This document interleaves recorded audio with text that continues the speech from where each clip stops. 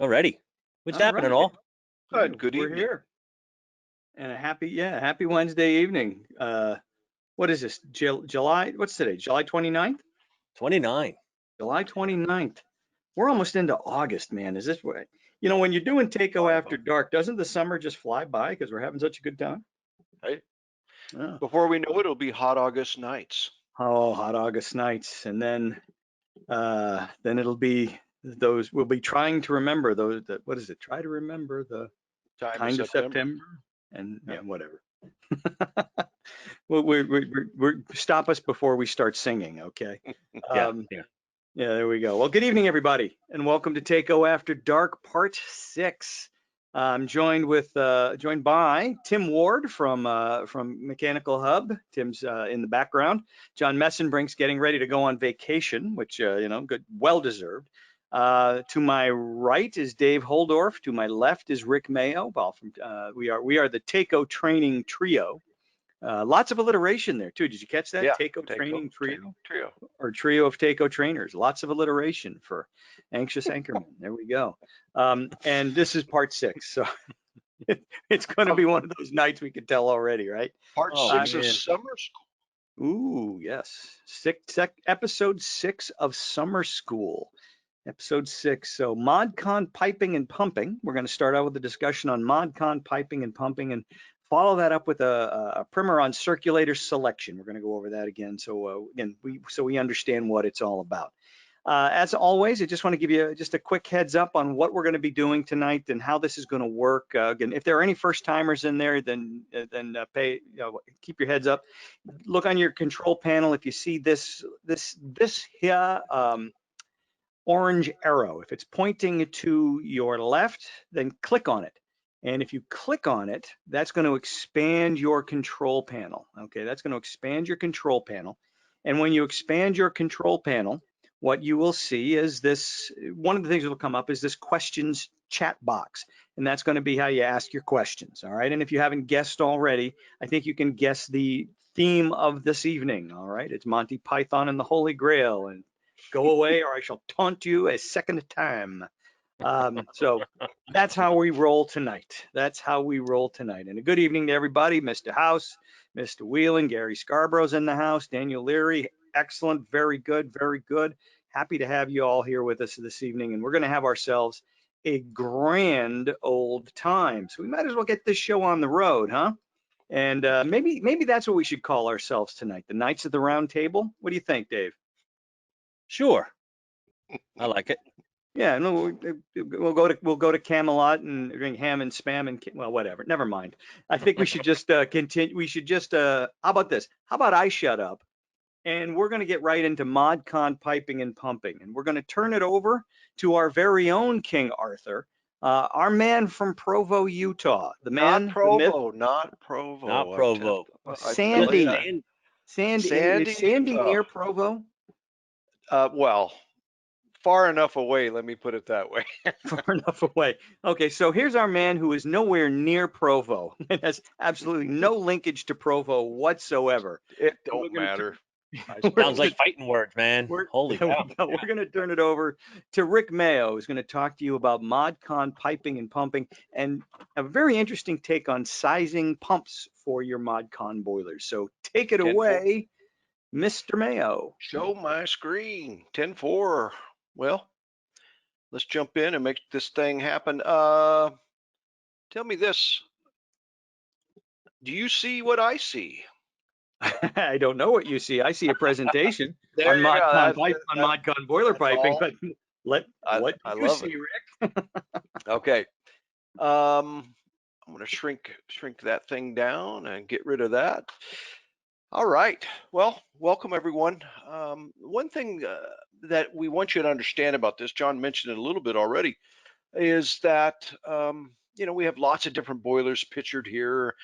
Some are floor mounted, some are wall mounted. They're all modulating condensing pieces of equipment, and they have AFUE ratings of 95 or 96.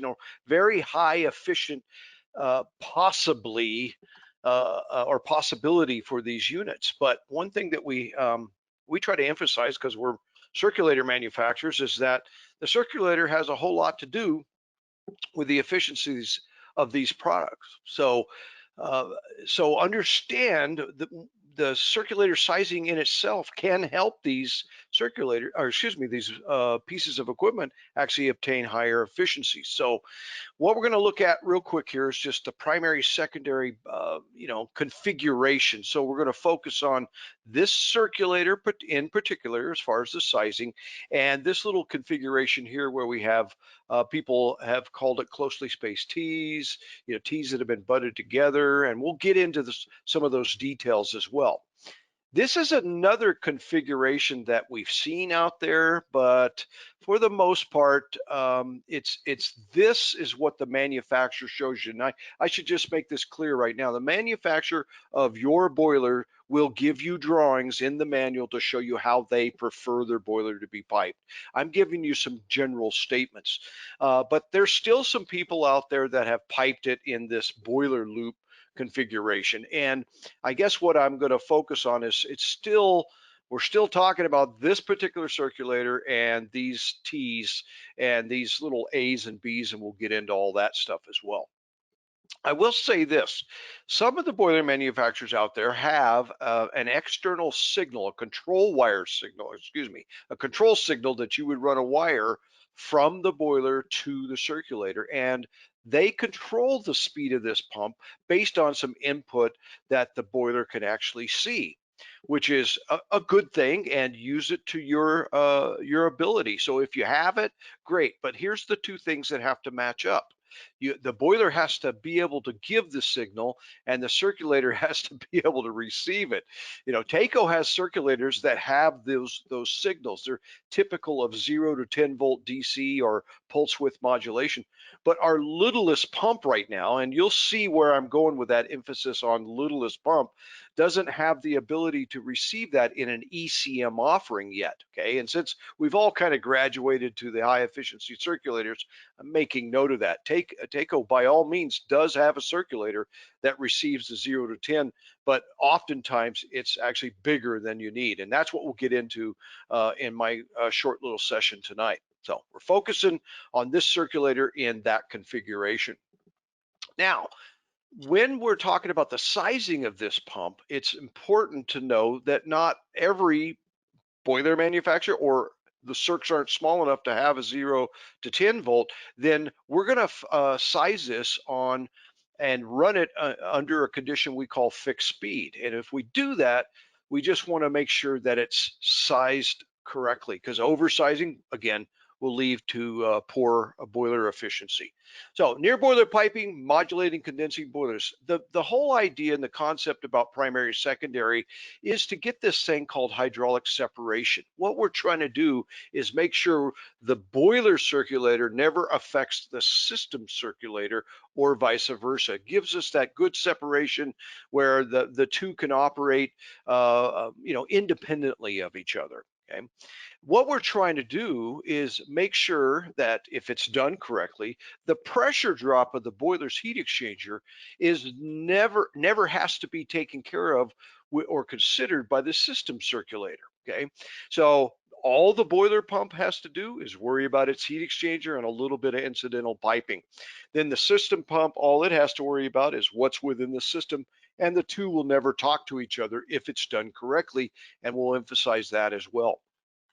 Now, as mentioned already, when I showed you the little control wire coming down, some boiler manufacturers give you the ability to control the primary boiler circulator speed with an input, 0 to 10, pulse width modulation, or something like that. And again, check it out. If that's something that you have available, then look into it. And there's other ways around it as well. And for the sake of time, I won't get into that, but we'll spend some time, some other time, talking about what we could do to the boiler primary just without having any signal and still get some variable speed there. So another thing that we want to focus on, and we'll show you some pictures of this, is just make sure we don't short cycle. And I'm not talking about the boiler banging on and off, although that could be the end result of it.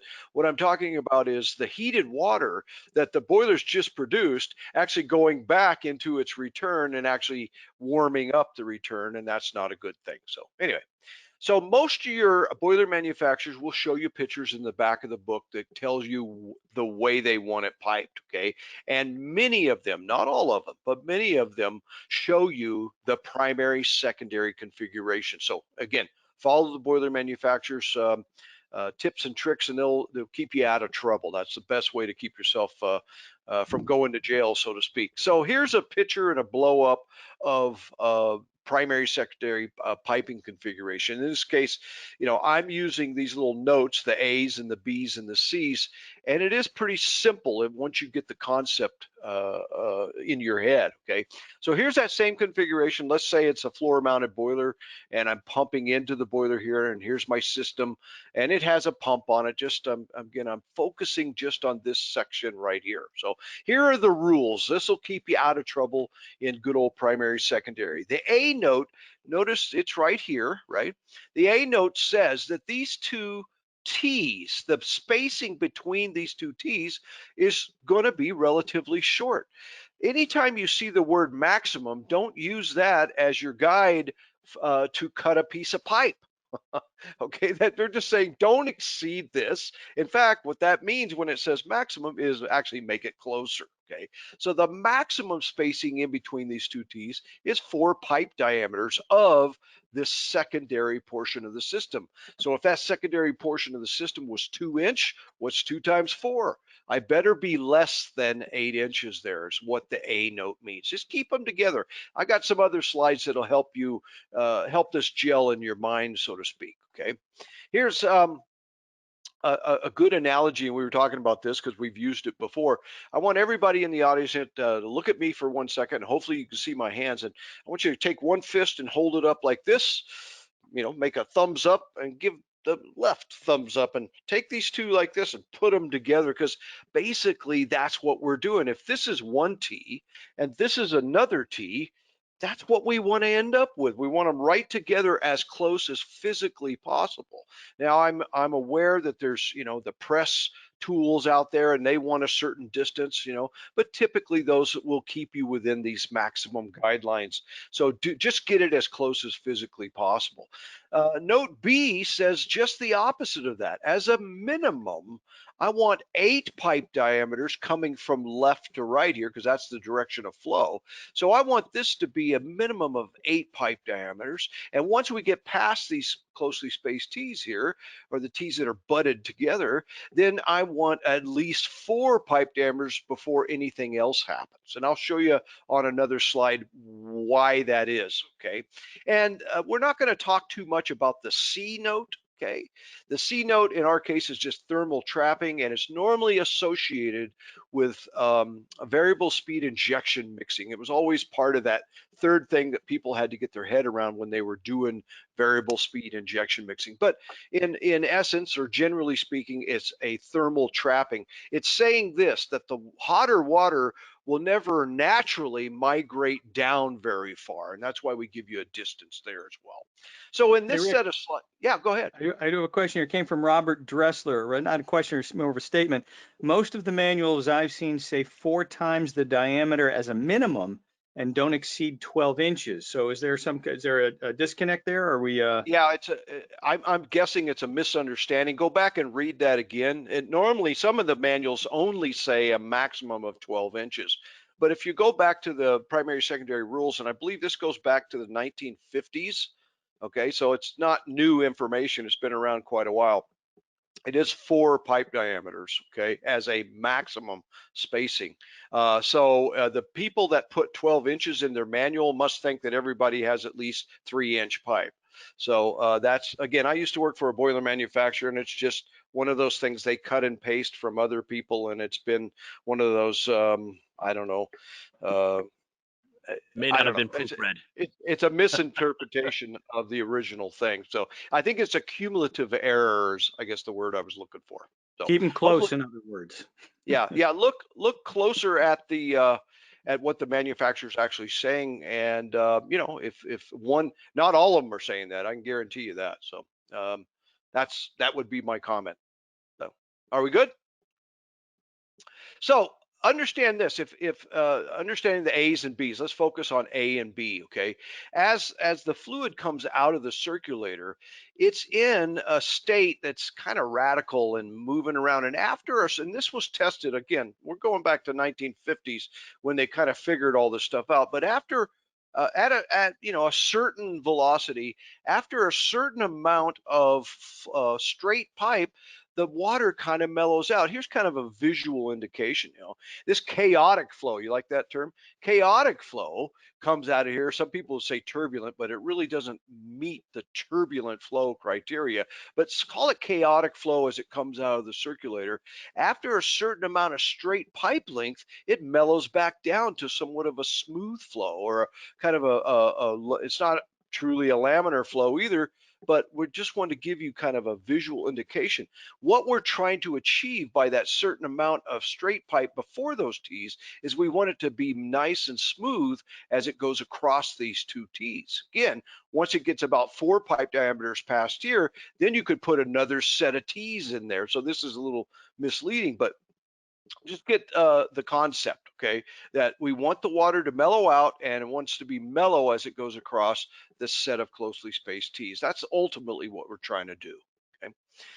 All right, so know what the pressure drop is in the boiler's heat exchanger. So, and I throw this little RTFM in there for you folks that that know what that means. You'll get a chuckle out of that. If not, look it up.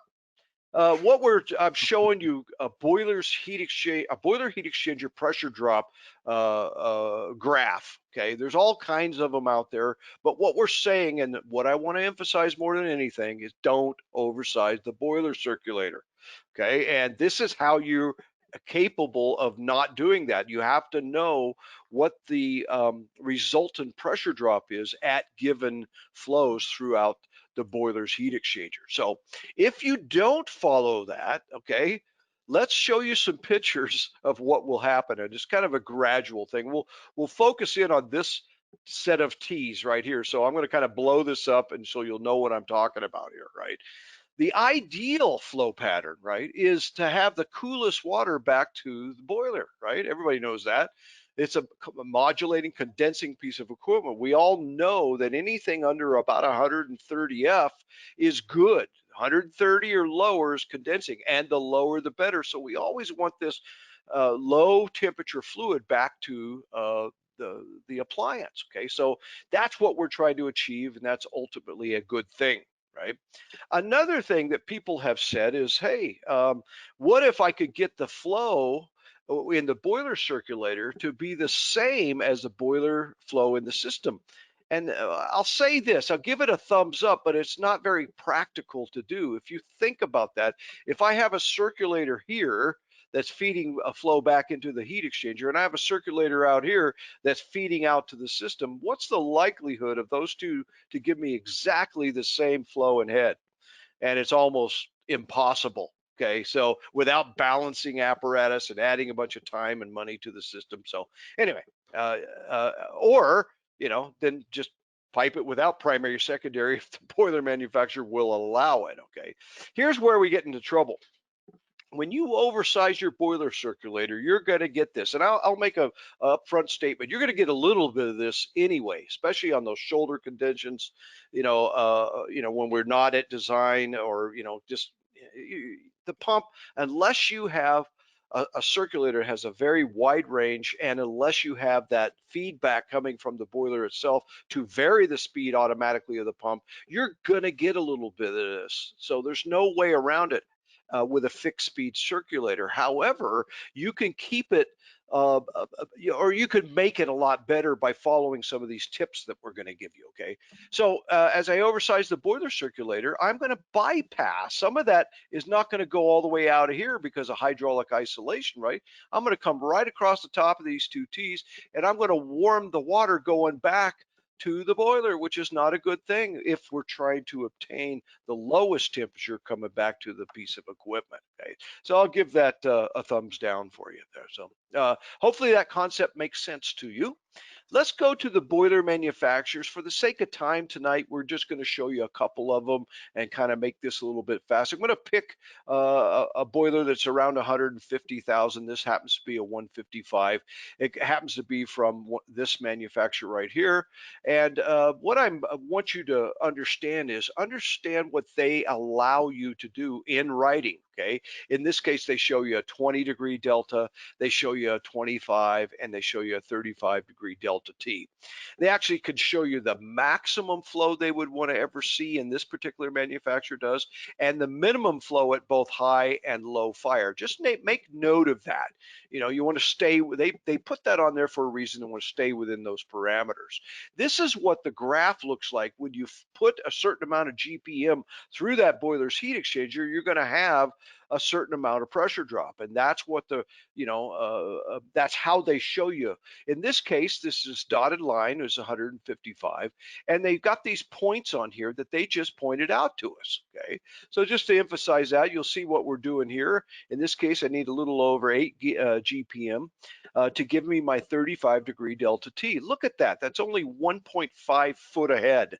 Okay, so that's the emphasis. I'm going to throw these all up there and point out, even at a 20-degree delta T, you don't have a lot of pressure drop through that heat exchanger. Okay, just note that it's always listed in the manufacturer's information, and this is typical of many manufacturers. Okay, I'm just showing you a couple. Here's one from Weil-McLain.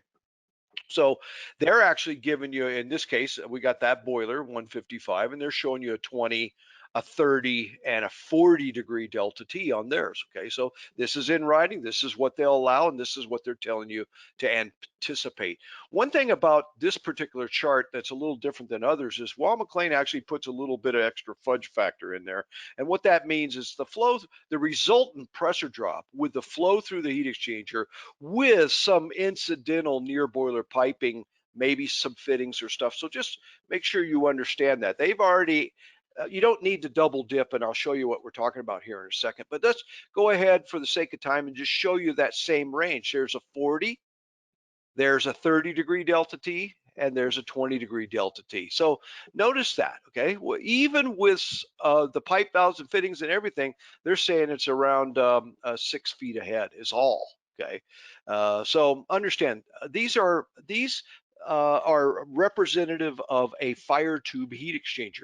If you're using a water tube style, then you know, the pressure drops will be a little higher, but it's all the same information. This is all good information you can use on any style of heat exchanger. But when we're talking about fire tube heat exchangers, these are buckets of water. You don't have to really do a lot to get any flow through them. Many of them will have minimum flow requirements. So as I showed you on the one document, check with the manufacturer on that as well. Okay. So the sizing of an ECM. Now, the boiler manufacturer just gave you a lot of information. I'm just showing you how you would come up with that information if you didn't have that information from the manufacturer. We'll always need what the input of the boiler is. We'll need to derate that input based on altitude or / caloric value of the gas that you're getting from that utility. Okay, so that's actually the first kick to the shins of what that boiler's capacity is doing. Then you have to reduce the amount that the boiler can give you based on the efficiency, and that's always based on the application. Okay, if I'm always got really low return temperature, let's say I got 100 or less coming back to this thing anytime it fires, then you're going to have really high efficiencies. But on occasion, if you're doing domestic hot water or you're doing high temperature where the return temperature is elevated to the point where you're not condensing, then you have to take that efficiency down in your circulator sizing. Okay, so it's this in a nutshell. Take the input minus anything for caloric value based on altitude, minus the efficiency of that particular unit at the given application, and that'll tell you what the maximum output is. The other thing that's in consideration is, folks, is that do you Or will you ever have that boiler go to high fire in a central heating call? That's something, that's a little sneak question there. I'm getting low on time, but we won't elaborate anymore, but I want to throw that out to you. How often will your ModCon boiler ever go to high fire in a central heating application? So anyway, boiler sizing, boiler circulator sizing at sea level. We're not going to show you the high altitude stuff. We're just going to jump right in. Same boiler, 155. Let's say it's at an AFUE listed 95% efficiency. We take that 147, 250, which is nothing more than this times this, right? And we divide it by a delta T of 30 degrees. I'm just saying that's probably a good starting point as long as the manufacturer lets you. And widen it if you can, okay? 490, just pretend it's 500 if you don't know what 490 is. All 490 is just 500 in a high temperature. So when water's elevated in temperature, it's less dense and it can't carry as much energy. So we use a multiplier change there for our constant that changes that. So it's 14,700 as a result of this. So that tells me I only need 10 gallons a minute to do 155,000 BTU boilers. Most people would, at the minimum, would put 15-gallon minute pump in there, just using the good old shooting from the hip. Okay, here's the same boiler at a lower efficiency. So again, 0.86 gives me 133.3, 30-degree delta, 490 is my constant. That just says I got 9 gallons a minute. That's all I need. So it's always you know, your GPM is going to be based on what the boiler can do at the specific job you've got it on. So you have to take this stuff into consideration, okay? Otherwise, it leads to oversizing. We already showed you what that does, okay? So to estimate the pressure drop of the boiler circuit, let's always start with the load. In this case, our load's 10 GPM, okay? I'm going to figure out from the boiler manufacturer's information what that resultant pressure drop is at that given flow. In this case, it's around 2 feet ahead.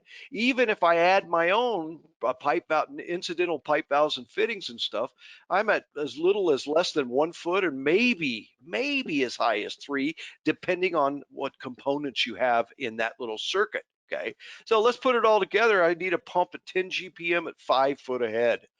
I introduce you to the 0018E. This is a coolest little pump that's known to man right now in this little category of ECM offering, okay? Notice that we can take this thing and run it anywhere between 4 watts and 44 watts, and that's what makes it real handy for what we're needing to do in this particular case, okay? This shaded area represents anywhere between the 4 and 44 watts. So let's put our criteria in there at 10 gallons a minute and 5 foot ahead. We find our operating point based on the resistance that we estimated of the system, and there's our operating point right there. Okay, so that would give us exactly what we wanted. Okay, if this little pump has 0 to 10 and the boiler was going to send that information, then what it would do is it would coast up and down on that system curve based on the boiler's firing rate. In this case, we're showing you it in a fixed speed application.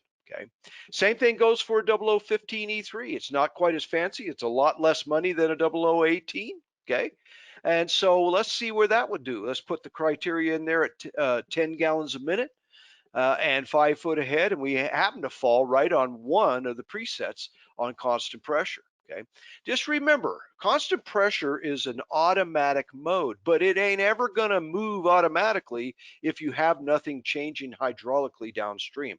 And in this application, you wouldn't. So your operating point would be right there at 10 GPM and 5 foot ahead. So there's the 10 GPM at that we needed.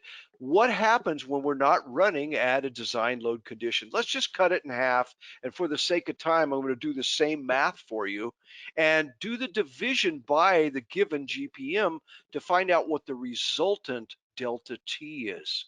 Okay, so that means at half load, I'm going to drop from my 30 that I used at a design condition to half of that, which is a 15-degree delta T. It's not as good, but it's a lot better than the guy that wagged and put a 15-gallon a minute pump in there. So just understand it's very important. Just make sure that initial GPM sizing of that pump is as low as you can possibly get it on ModCon applications. You'll be better off for it. You'll extend the overall system efficiency of that particular job that you're working on.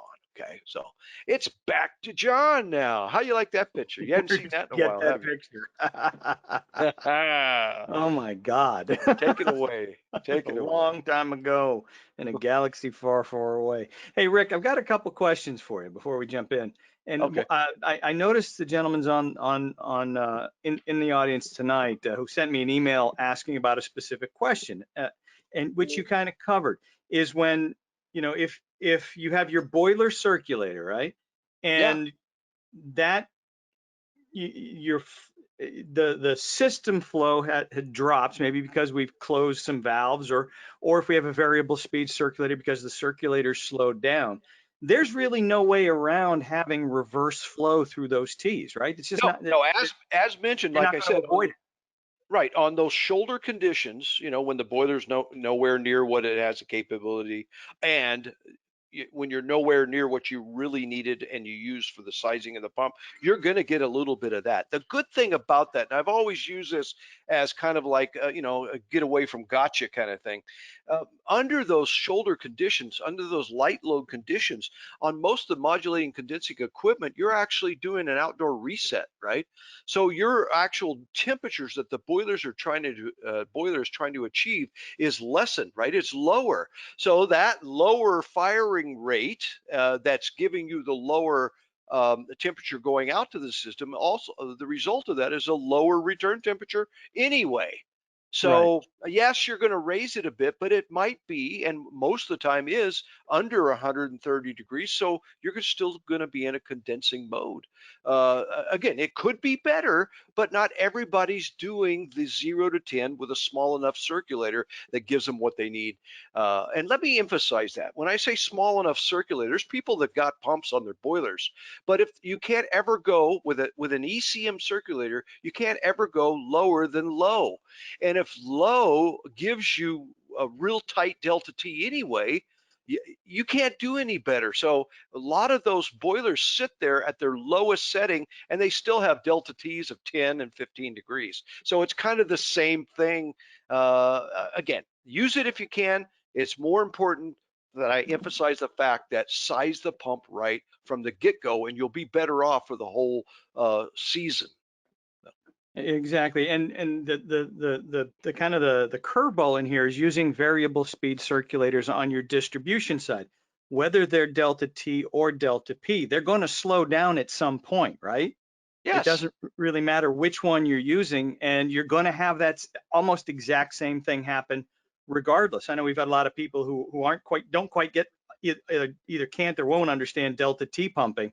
You know, say that you shouldn't use delta T pumping because in this case something like this will happen. But what they're not understanding is something like this is going to happen regardless. It's exactly. It happens with delta P as well. Absolutely. And it'll happen with a fixed speed pump and zone valves. I mean, if you got a lot of zones closing, well, flow is going down. It's just the way it is, you know? Yeah. So as long as you understand it's going to happen, it's not a horrible thing. Horrible. Yeah, it's not horrible. Yeah. It was good. It was, I think, Jeff Suda, I think he sent that email earlier today. And Jeff, I saw that you were attending. So thank you for sending that, because I really wanted to make sure we discuss that tonight, because that is an important thing to understand. That reverse flow is just the nature of the beast. It's going to happen. Our goal is to mitigate the effect, the impact as much as possible. So understanding your distribution pump sizing, which is what we're going to talk about a little bit about next, is a huge part of it. But as Rick just showed, understanding that, you know, understanding how to size the boiler circulator appropriately, and not just throw something in there and say, "Wow, let's ram the hell out of that water and see what happens." We want to make sure that's done properly as well. So let me throw something else out. If the boiler manufacturer, I keep saying that, right? Trying to cover our tail. If the boiler manufacturer will allow you to pipe that boiler in series, and you do all your little checks of the system, guess what? You don't need to do primary, secondary. Guess what? How can you guarantee the lowest temperature back to the boiler? Guess what? Just bring return into the boiler. You'll always get the lowest temperature, right? Right. So this whole thing about primary, secondary, and closely spaced tees and the budding, this whole thing is cool, okay, if you're forced to do it, but not on every job. Okay, so that's that might be another segment we can do otherwise. So I'll just throw that out there. More food for thought. You don't always need to do primary, secondary if the boiler manufacturer will allow you to do something else. There's other ways of doing things. So go ahead. Another question came in from Jeff House, and this Who's has in the come house? up. Yeah, Jeff House is in the house. Would a low loss header or a buffer tank mitigate the reverse flow? I'm not entirely sure it would. No. The dynamics Maybe are still at play. maybe a buffer would help because you got the stratification within the tank, and it's a good, keep in mind, buffer tanks, those tall, skinny ones, do the best job of stratification, right? It's a law of physics, right? So what Jeff's talking about, if I can pull off a really cold area, relatively speaking, of the bottom of the tank for those micro zones, then I might be getting lower temperatures, and that might not be coming all the way back down. A little hydraulic separator, what has it got, 1.5 gallons in it? Yeah. Depending on your pump sizing, I don't think it would. To me, those are more piping conveniences than anything else. I mean, yeah, they do serve a purpose. I understand that, but the biggest purpose I think they serve is it's a piping convenience. Yeah. It's the primary, secondary built for you with a little bit more mass, my opinion. Yeah. All right, cool. I think it's time for our trivia question. You guys ready? All right. Let's rock and roll. Our trivia question is this. In Monty Python and the Holy Grail, the French knight relentlessly taunted King Arthur and all of his knights of the Round Table. Relentlessly. He said, go away or I shall taunt you a second time. The trivia question, and how you answer the trivia question is you just type it in to the question chat area, and you have until we flip all the cards tonight to do this. That's how you can answer it. The trivia question is, all right, what specifically did the French knight think of Arthur's mother and father? And be specific. Be specific. And the reason I picked this is because of all of the people I know, of all of the people I've met in my lifetime, the knight, the French knight, reminds me most of Jim De Palma. And if you're out there, Jim, I mean it with love in my heart. But doesn't he look a little bit like him, Dave? You know Jim De Palma, right?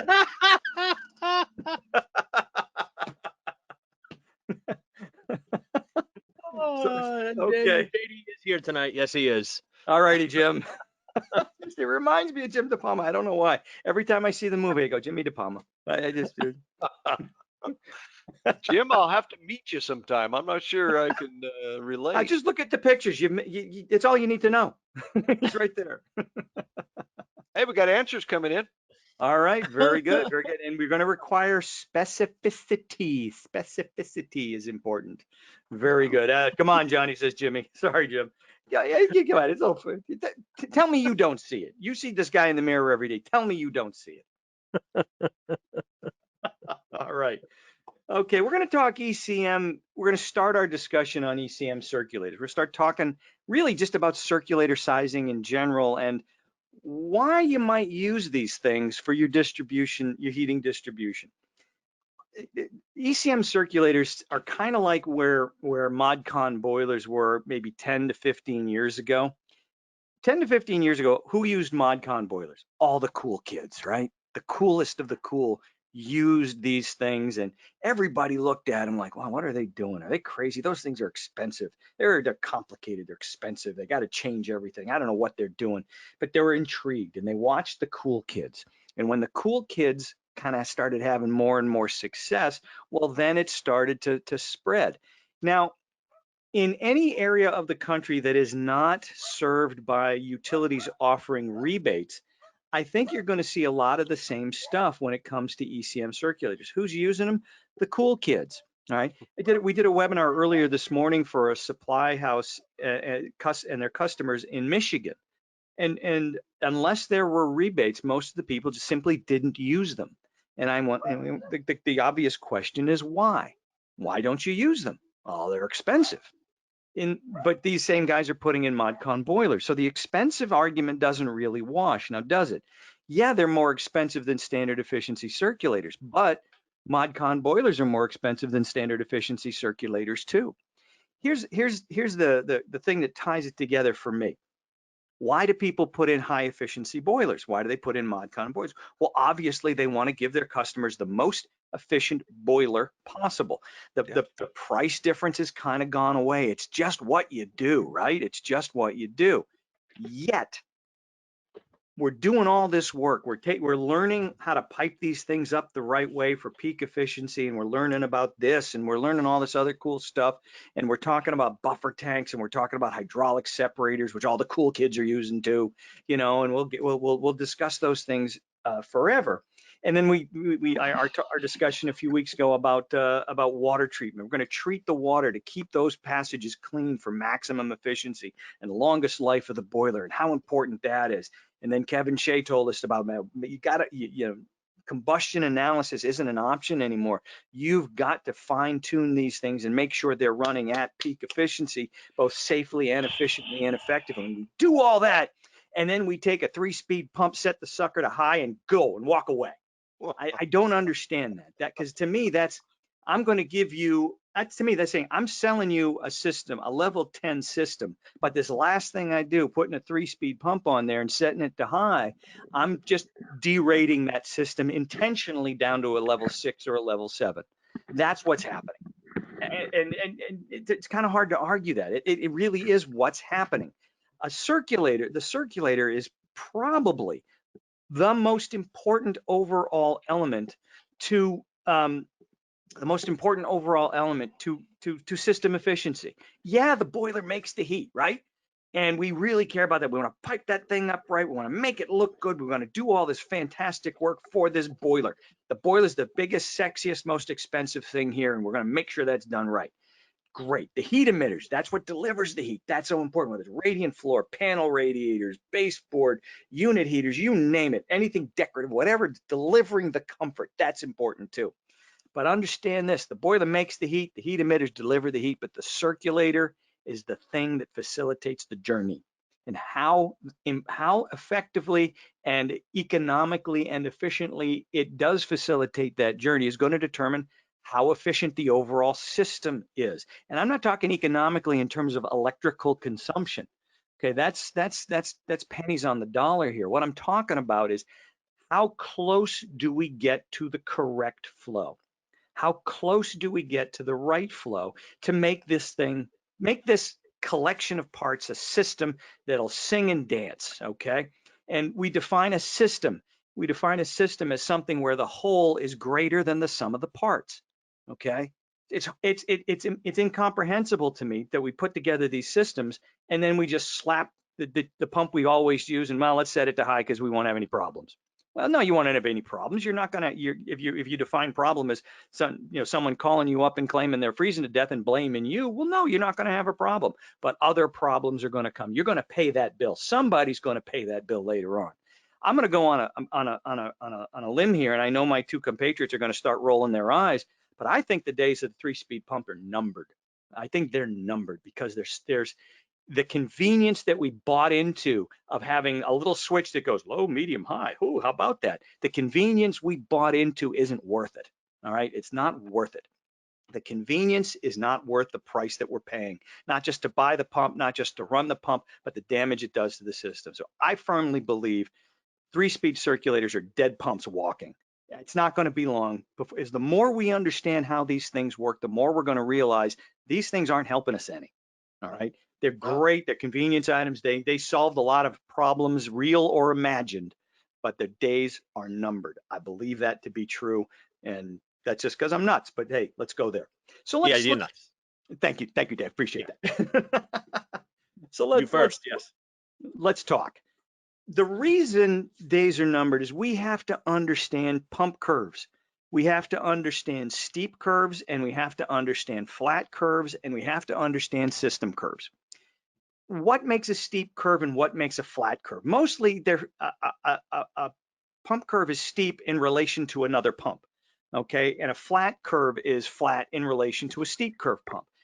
let's just take a look at this. The steeper curve pump is lower flow but higher head in relation to a flat curve pump, which is higher flow and lower head.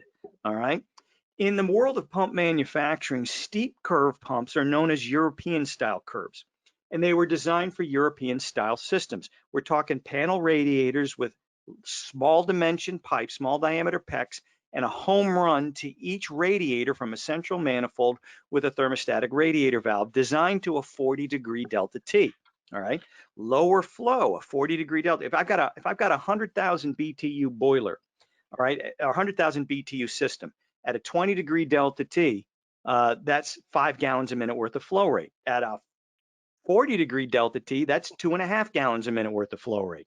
You run 2.5 gallons a minute, even through, so lower flow, but you're running it through small pipe anyway, that's going to be higher head. Here in the US, we'll have higher flow, but we're going to run it through bigger pipe. It'll be a higher flow, lower head type of system. So steep curve pumps are called European style circulators, and flat curve pumps are called American style circulators. What we did here in the US is when we had our big building boom after World War II, we were installing hydronic systems into homes as they were being built. All right. And we were able to, they were bigger homes, okay, bigger homes, so higher heating loads. We designed to a 20-degree delta T. We had higher flow rates than if we had a 40-degree delta T. But we're installing the system as the house is being built. We installed larger pipe. So we had higher flow and lower head. In European style systems, they didn't have a big building boom after World War II. After World War II, they was picking up, all right, because they hosted the party. What they didn't have a building boom, a new construction building boom in Europe till the 70s. But in the 50s and 60s, they were retrofitting old existing structures with central heating systems so they didn't have to burn coal and pollute the air. So what they were doing was, by the advent of PEX in the late 60s is really what made this thing happen, is they would do it the easiest way they knew how, and that would be to fish a supply and return through the house to this room, fish another supply and return of small diameter 14 millimeter PEX through the woodwork to this room and to that room and to that room, because it was the easiest way to do it. It's designed to a 40-degree delta T, keep the flow down. Even at low flow rates to really small pipe, you're going to have high head. So steep curves and flat curves were basically, they were, what is it? Necessity is the mother of invention. These curves were developed because they were necessary for those types of systems. So I hope that helps a little bit. Why we have steep curve pumps, why we have flat curve pumps. The thing that interacts between both of these are system curves, okay? System curves are important. Every circuit of piping and every system has its own unique system curve. We go through a lot of math, and we did it last week and the week before. We go through a lot of rigmarole, a lot of math to find the flow and the head loss through a piping circuit, through a zone. We do an awful lot of work to figure that out. What that really is it's one point on the system curve plot. I don't know if you guys remember back to 5th grade. You remember doing charts and graphs and stuff and doing these little math formulas to come out with different points on the x-axis and the y-axis and putting them together where they intersect, and then doing a bunch of math, putting all these things on a chart and then connecting the dots and see what you got. Remember thinking to yourself, this is bullshit. I'm never going to use this crap in the real world ever. Well, boys and girls, today's the day, okay? We are going to use this today. Maybe the only time you ever use it, but it's just important to understand what the system curve is and why we care about it. It's really the hydraulic fingerprint of a piping circuit. It could be a single zone. It could be the whole system, all right? It's the hydraulic fingerprint. It is the mathematical correlation between flow and pressure loss. As flow increases in a piping circuit, as flow increases, the pressure loss through that piping circuit increases exponentially, all right? So it's not a straight line. As flow goes up, head shoots up, all right? And the reason we care about the system curve, the only reason we care about the system curve is it's all about the intersection. The reason we care is the system will operate where the system curve intersects the pump curve. Always, always, always. It doesn't matter what kind of pump we're talking about, who makes it, or whether it's a variable speed pump or a fixed speed pump or a 3-speed pump. The system will always work where the system curve intersects the pump performance curve. Happens all the time. So we can go through an awful lot of business to find, 4 gallons a minute at 6 feet ahead. And the minute we slap a circulator on there, it ain't never working at 4 at 6 unless we're really lucky. It's going to work right here where the system curve intersects the pump curve every single time. And if that happens to be 6 gallons a minute at, let's say, 8 feet ahead, well, 4 to 6 gallons a minute, that's only 2 gallons a minute. No, man, that's 50% more flow than we need under design conditions. That's 50% more flow than we need under design conditions. If the flow, and here's the thing, remember our universal hydronics formula. It states that GPM equals BTUH. Let me get all this crap out of here. BTUH divided by delta T times 500, right? We go through a lot of math here to come up with our 20-degree delta T. That's our design, and we came up with 4 GPM, right? And that would be 40,000 BTUs under design conditions, coldest day of the year. Well, screw it. I'm not giving it 4 gallons a minute. I'm giving it 6. Well, the BTU doesn't change. Okay. Oh, I can deliver more heat. Don't need more heat. Okay. We don't need more heat. What's going to happen? What's going to have to give is this. Our delta T, our very best delta T won't be 20. It'll probably be about 12 or 13 degrees. So when the water goes out at 180, comes back at like 168, or it goes out at 140 and comes back at 128, and we start the whole short cycling dance. So that's the danger of oversizing. And again, that 3-speed pump, the urge to oversize is huge. We go right to contractor no callback mode and get the hell out of there. Nobody calls us to complain that they're cold. We've done a good job, except we've done this. All right. Yep. And we have reduced and intentionally limited the efficiency of the system. And we've also put all of the moving parts on notice that we're going to kill them. All right. We put them on notice that we're going to wear you out ahead of time. We're going to short cycle you into an early grave. And I don't know what's going to go first. It could be the igniter itself. It could be the ignition module. It could be the blower motor. It could be something else. But we're putting you on notice. We're going to kill you. We're going to kill you young. And that's just the way it is. When you short cycle, that's how it works. So it's all about that intersection. That's why you got to know the system curve. You don't need to know. Here's the math formula for figuring out the system curve. I'm going to go over it real quick, but you don't really need to know it because there's an easier way. All right, I'm going to walk through you real quick. So let's say I've got a zone here. I did the math, and my 3 gallons a minute at 6 feet ahead. Now to plot out different points on our system curve, we have head 1 divided by head 2. Now head 1 we know is 6 foot ahead. Head 2 is X. That's what we're trying to find out. Now, again, stuff you thought you'd never use. Let's go back to 6th grade algebra. All right. Flow 1 we know is 3 gallons a minute. Flow 2, we can put in whatever number we want. All right, whatever variable we want. So head 1 divided by head 2 equals flow 1 divided by flow 2 squared. So I know what my head is at 3 gallons a minute. Let's say I want to find out what my head is at 6 gallons a minute. All right. You would think if it's 6 foot ahead at 3 gallons a minute, well, at 6 gallons a minute, it should be 12 foot ahead, right? Not necessarily.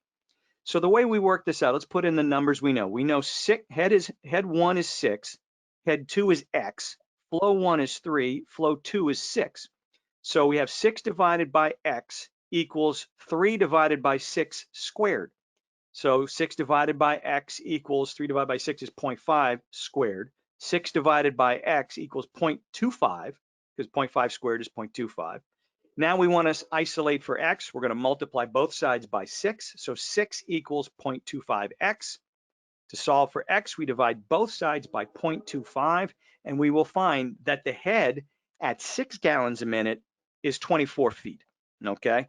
So as flow goes up, head goes up exponentially. That's how that works. Now, you don't need to know this, guys. You really don't. There's an easier way. You need to get yourself a B&G system sizer wheel. All right, this is the B&G system sizer wheel, and use in one of the greatest inventions ever. And about 3 feet to my left, I have a copy of the original one, the hand-drawn version of it. I'll show it to you later if you want to see it. But the way you use this on scale number 5 in this white window here, it's a big wheel, adjustable wheel. You align your flow with the head that you know. So I know 3 gallons a minute, and I know 6 feet ahead. Once I have those lined up, all the math is now done for me. If I go this way, I'll find out what the head is at different higher flow rates, And if I go this way, I'll find out what the head is at lower flow rates. So again, I can look at this. All right, 3 gallons a minute at 6 foot ahead. At 4 gallons a minute, it's 11. At 5, it's at 17. At 6, it's at 24. At 7, it's at 33. All right, at 2 gallons a minute, I'm at 2 3/4. At 1 gallon a minute, I'm at 0.7. Okay, so those are the points on my system curve. Okay, so I know them all, right? I know all these points on the system curve. Now, once I know them, I can put them on a pump curve, on the pump curve, a pump performance curve, and see what happens. I can plot out these points. Everything starts at 0, right?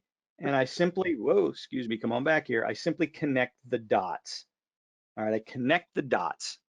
All right, close enough. We connect the dots and then we see where this system's actually going to work.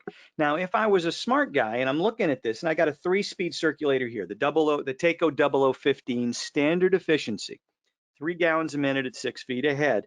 If I'm a smart guy, I'm looking at this and I think, wow, 30,000 BTUs, 6 feet ahead is kind of a lot ahead if it's like a fin tube baseboard kind of thing. 30,000 BTUs, I'm looking at low speed here, man. I'm looking at speed 1, and that's going to be a really well-sized circulator. But if you haven't done the math and if you don't understand intersections, you may, you may look at speed 2, but honestly, you folks put this in. What do you think? Where do you think this thing's going to get set? Everybody, all of you have been out there in homes and you've seen 3-speed circulators installed. You know where this is going to be set, don't you? It's going to be set to speed 3 because A, I don't know the math. B, I'm not sure of the math. C, I don't have time to do the math. So D, I'm going to set it to the one setting I know is going to work and get the hell out of here. It's going to be 3. So if it's speed 3, I'm really going to be working here at about 5 gallons a minute where I need 3. Okay, that's 66% more flow. My delta T's rarely, if ever, going to be in double digits. All right, and I'm going to short cycle like crazy. All right, does that make sense to you? I've been rambling and ranting here for a while, so I'm sure there are some questions. So I want to make sure you guys make sure you get it. Okay. One question I see, Robert Dresser, why doesn't Takeo have a scale like that? Well, because it's B&G's. They invented it. It's theirs. And hats off to them, Yep. hats off to them. So that's kind of where that's why we don't, because they invented it and it's theirs. And I have no problem telling people to use it because that's one of the greatest inventions in hydronics history. And Gil Carlson is the godfather of North American hydronics. So anyway, that's kind of where we're at. All right, that's kind of where we're at here. Yeah, and that's how easy it is. That's how easy it is to oversize a circulator. And then all of the things that go along with it. The incredible shrinking delta T limits boiler efficiency and it shortens the lifespan of moving parts. Other than that, there's no problem, okay? Other than that, there's no problem. So what does this have to do with variable speed circulators? Well, variable speed circulators aren't on their own going to fix this. It's not one of those things where, hey, I'll put it in and it'll figure it out for itself like magic. What does Rick and Dave, one of the things guys tell us when we ask a group, why do you use variable speed circulators? What's one of the most common responses you get? For me, in my neck of the woods, rebate. Rebate, right? Yeah. In non-rebate, for non-rebate areas, what's the most common answer you get? Well, Rick, what do you see? Same reason they've moved up to modulating condensing equipment. They're not mandated to do it. They see the value, they see the benefit, and that's why they're using them. Well, it's interesting because one of the most common responses I get from people is, well, they always give me the right flow. They always give me the right flow. And there's a statement that's about 86% true. All right. That statement is 86% true. To make it 100% true, we need to add 2 words to the end of that. You know what those 2 words are? Almost never. Almost never, or hardly ever, right? These things always give me the right flow, hardly ever. It's a circulator, man. It's not a magical thinking thing. It's a pump. It has some brains to it, but the worst thing we've ever called these things are smart pumps, all right? Because they ain't that smart. They do what they do. They do what we tell them to do, really. They just do it automatically. They vary their speed automatically based on input. We have to tell it to do the right stuff. I know a lot of guys, I've heard guys say, whoa, this is the magic pump. You put this thing, it takes the thinking out of it. It does the thinking for you. I've never heard a dumber statement in my life because they don't do anything like that. Okay. You still are in charge here. They don't replace you. All right. It's not a thinking circulator. It doesn't do the thinking for you or take the thinking out of it. And there's no magic involved. You got to understand what these things do and how they do them. It's very, very important. They're not hard to understand, but they do some pretty cool stuff. All right. They do some pretty cool stuff. All righty. Any questions we have out there, Dave? Any good questions that we need to adjust or need to address? No, mostly it's just been some comments going on back and forth, calling it a smart pump, yes, and ECM to save energy is the same as putting in a ModCon boiler without an outdoor sensor on it. So from Wineland there, yeah. Yeah, so, people say, oh, these things are going to save buttloads of electricity. Well, it's a very small butt. Okay, it's a very, very small butt. If depending on what you pay per kilowatt hour, all right. If you have a circulator running 2,500 hours every heating season, and that's a lot. Okay, 2,500 hours is a lot. Say you're paying 15 cents a kilowatt hour. That pump's going to cost you about $30 a year to run a standard efficiency circulator. But hey, we throw ECM in there, we're going to cut that sucker in half. All right, it's $15. I say $15 over 7 months. All right, that's about $1.50. And what are we going to do with $1.50 a month or $1.25 a month?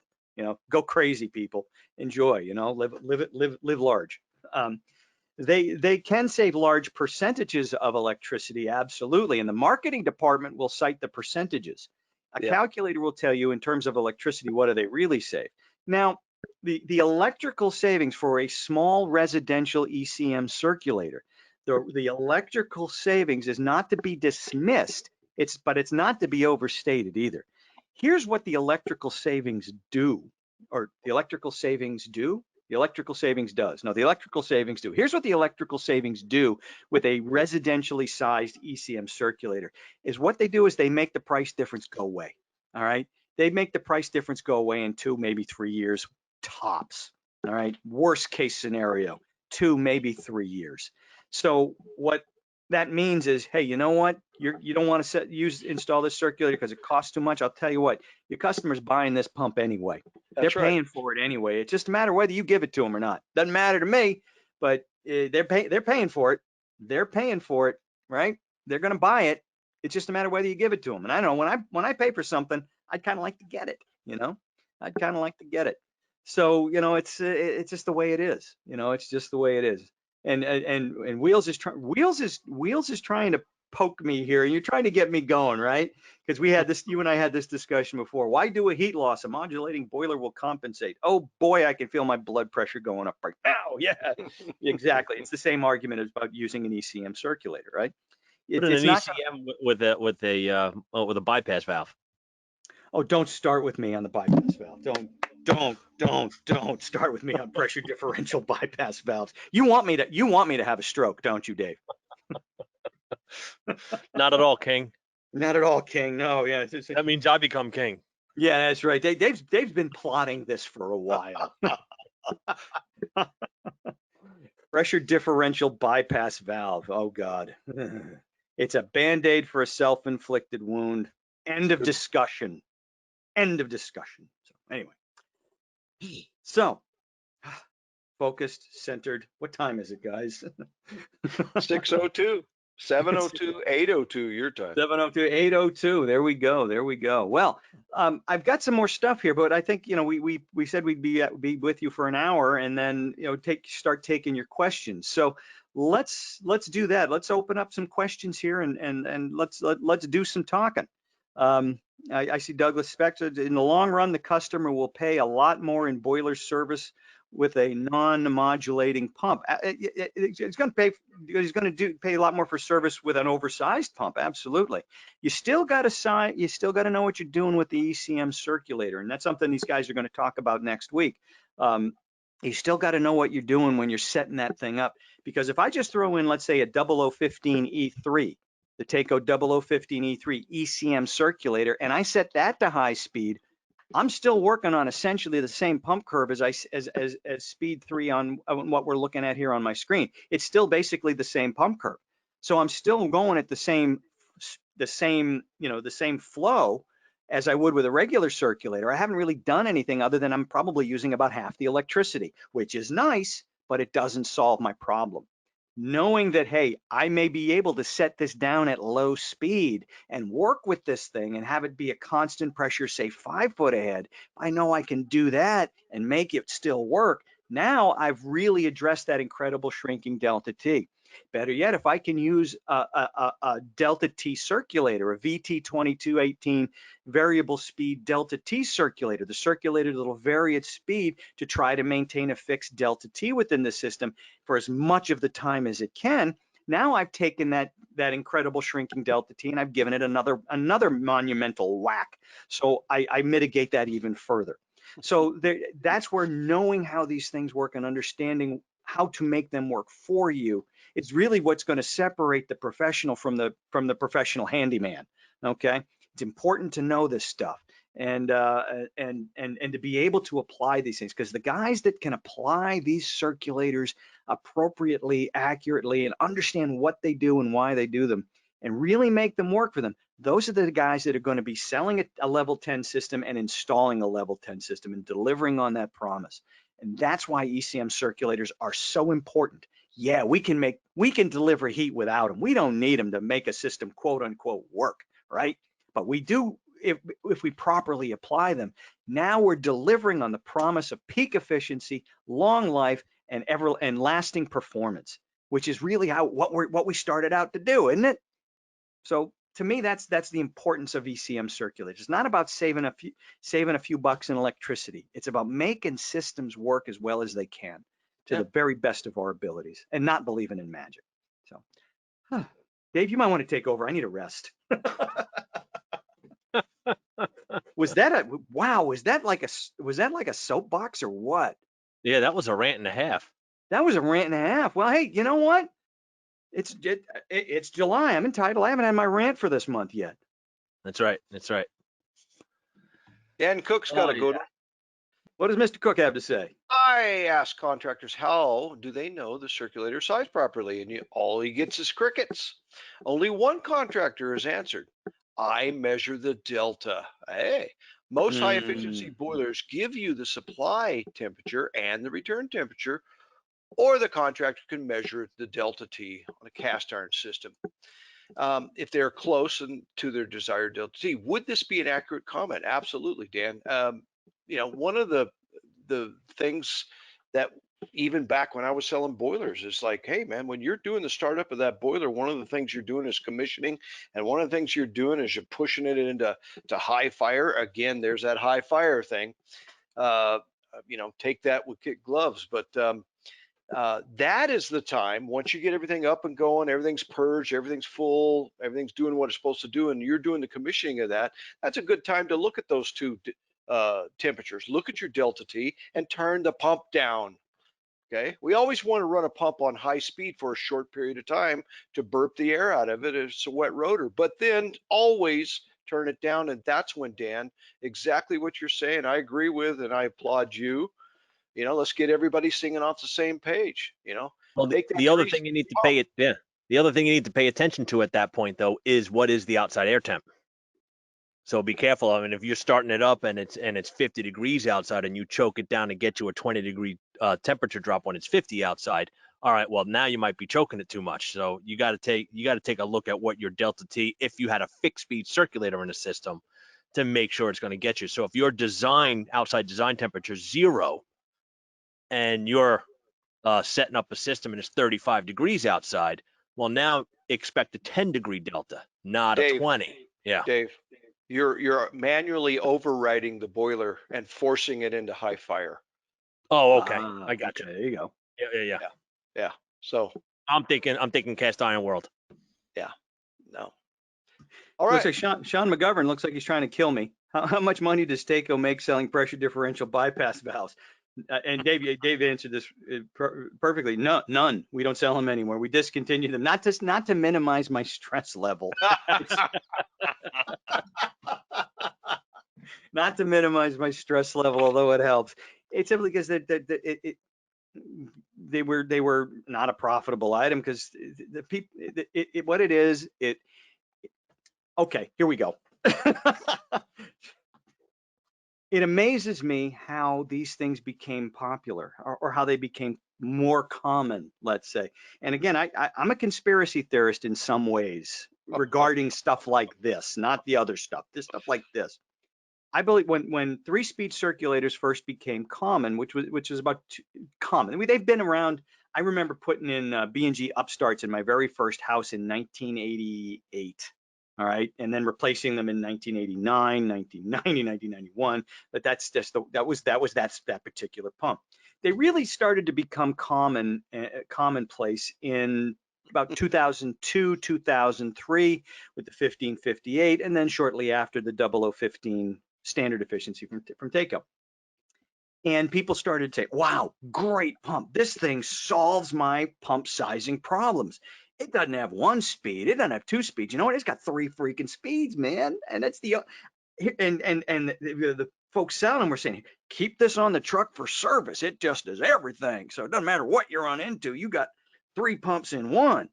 Great. Wholesalers loved it. I can get rid of all of these different SKUs, replace it with 1 pump. It was a great story, largely nonsense, but it was a great story. People started putting these pumps in with zone valve systems, and you had steep pump curves, and they'd put them on speed 3. You know, who the hell knew? You know, I got zone valves. That's a lot of, hey, I got to go to speed 3. And what happened? What would happen? They'd bang like hell. Well, how do you stop? You know, then you call up and say, hey, this pump I'm putting in here, I don't know what the hell's going on. I got it on a zone valve job, and these zone valves are banging like hell. Well, what's the response? Oh, well, why didn't you put in a pressure differential bypass valve? Didn't you know you were supposed to put in a pressure differential bypass valve? I mean, that's what you're supposed to do. And very quickly, that became the common installation method. I always do. I use a 3-speed pump and a pressure differential bypass valve because that's the right way to do it. It didn't become. What happened is just illogically, it turned from a Band-Aid for a self-inflicted wound into, well, this is the right way to do a zone valve system. Whereas if you used a flat curve pump like a 007, which had been used for decades with zone valve jobs with 0 noise issues, all of a sudden, because it only had 1 speed and not 3, people said, well, that thing's yesterday's news, man. Even though it was the right pump to use for that application. Yep. So that's kind of how, you know, pressure differential bypass valves became, you know, what the cool kids used for a while. And then, you know, then people would say, well, if you compare the price of a 3-speed pump and a pressure differential bypass valve with a variable speed circulator, well, that cost is not, and then that's not the right comparison. I got lost there. Am I done now? Should I go sit in the corner for a few minutes, boys? Are they laughing at me? I can't tell. Are they laughing? Is it good? Are they laughing? But anyway, these are the things I think about, man. These are the things I think about, and I say, and I wonder, how did we get here? How did some of these things that are truly illogical become normal? I don't get it. You know, and then again, that's why I absolutely believe, guys, and you can call me crazy if you want, and you probably will as soon as my back is turned. I think 3-speed pumps are dead pumps walking, man. They're dead. They just don't know it yet. Well, right now we have a 100-speed pump. Yeah. If you like the idea of variable speed, manual setting on fixed speed, Takeo has a 100-speed circulator. So there you are. Yeah, 3 speeds are dead, right? 3 speeds, old news. 100 speed, we've got it. We've got it. And we've got a way for you to set this thing down to the gnat's whisker too. Absolutely. With the 0018E, you only need to know the flow. You don't need to know the head. As Rick was pointing out earlier in his presentation, he figured out the head, but really you didn't even need to know that.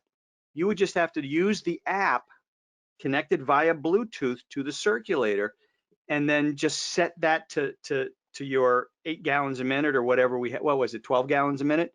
12 gallons a minute. it's going to know that it's 8 feet ahead. All it knows is I got to deliver 12 gallons a minute. And that's what my app is telling me to do. Whatever the head is. I'm going for 12 gallons a minute. Yeah, understood. And that's size and pump, man. That's the holy grail of pump sizing. Very good. Is the passage about 3/4 inch through the 0015 pump? Is that why the max flow is 31 gallons a minute on the 0015? No, it really has to do with just the speed of the impeller and the hydraulics of the circulator. Rick, Yep. you're kind of bouncing around. No, That makes sense? That's good. Yeah, it's not so much the size of the passage, because you give me something big enough, 3/4 inch, I can cram some flow through it. Give me something big enough. That's what I could do. That's just the capability of the circulator at the RPM that it's doing. So it can do 30 gallons a minute at about a half a foot ahead. Well, it's going to get you about 18 actually for the Where? 0015. Right. Looking at the yeah. Oh yeah, It'll I'm get looking you at about the other 18. one, the other one here. Yeah, the 0013. That's the 0013. Yeah, Right. 0013 is going to get you way out there. Yeah, bigger design and stuff like that. Yes. There you go. So, question right before from Gerald, he's saying this might be a crazy question, but if you have a simple modulating boiler, is there an ECM circ which has external sensors which could max the delta T of the circulator? So we don't necessarily, right now I would say no.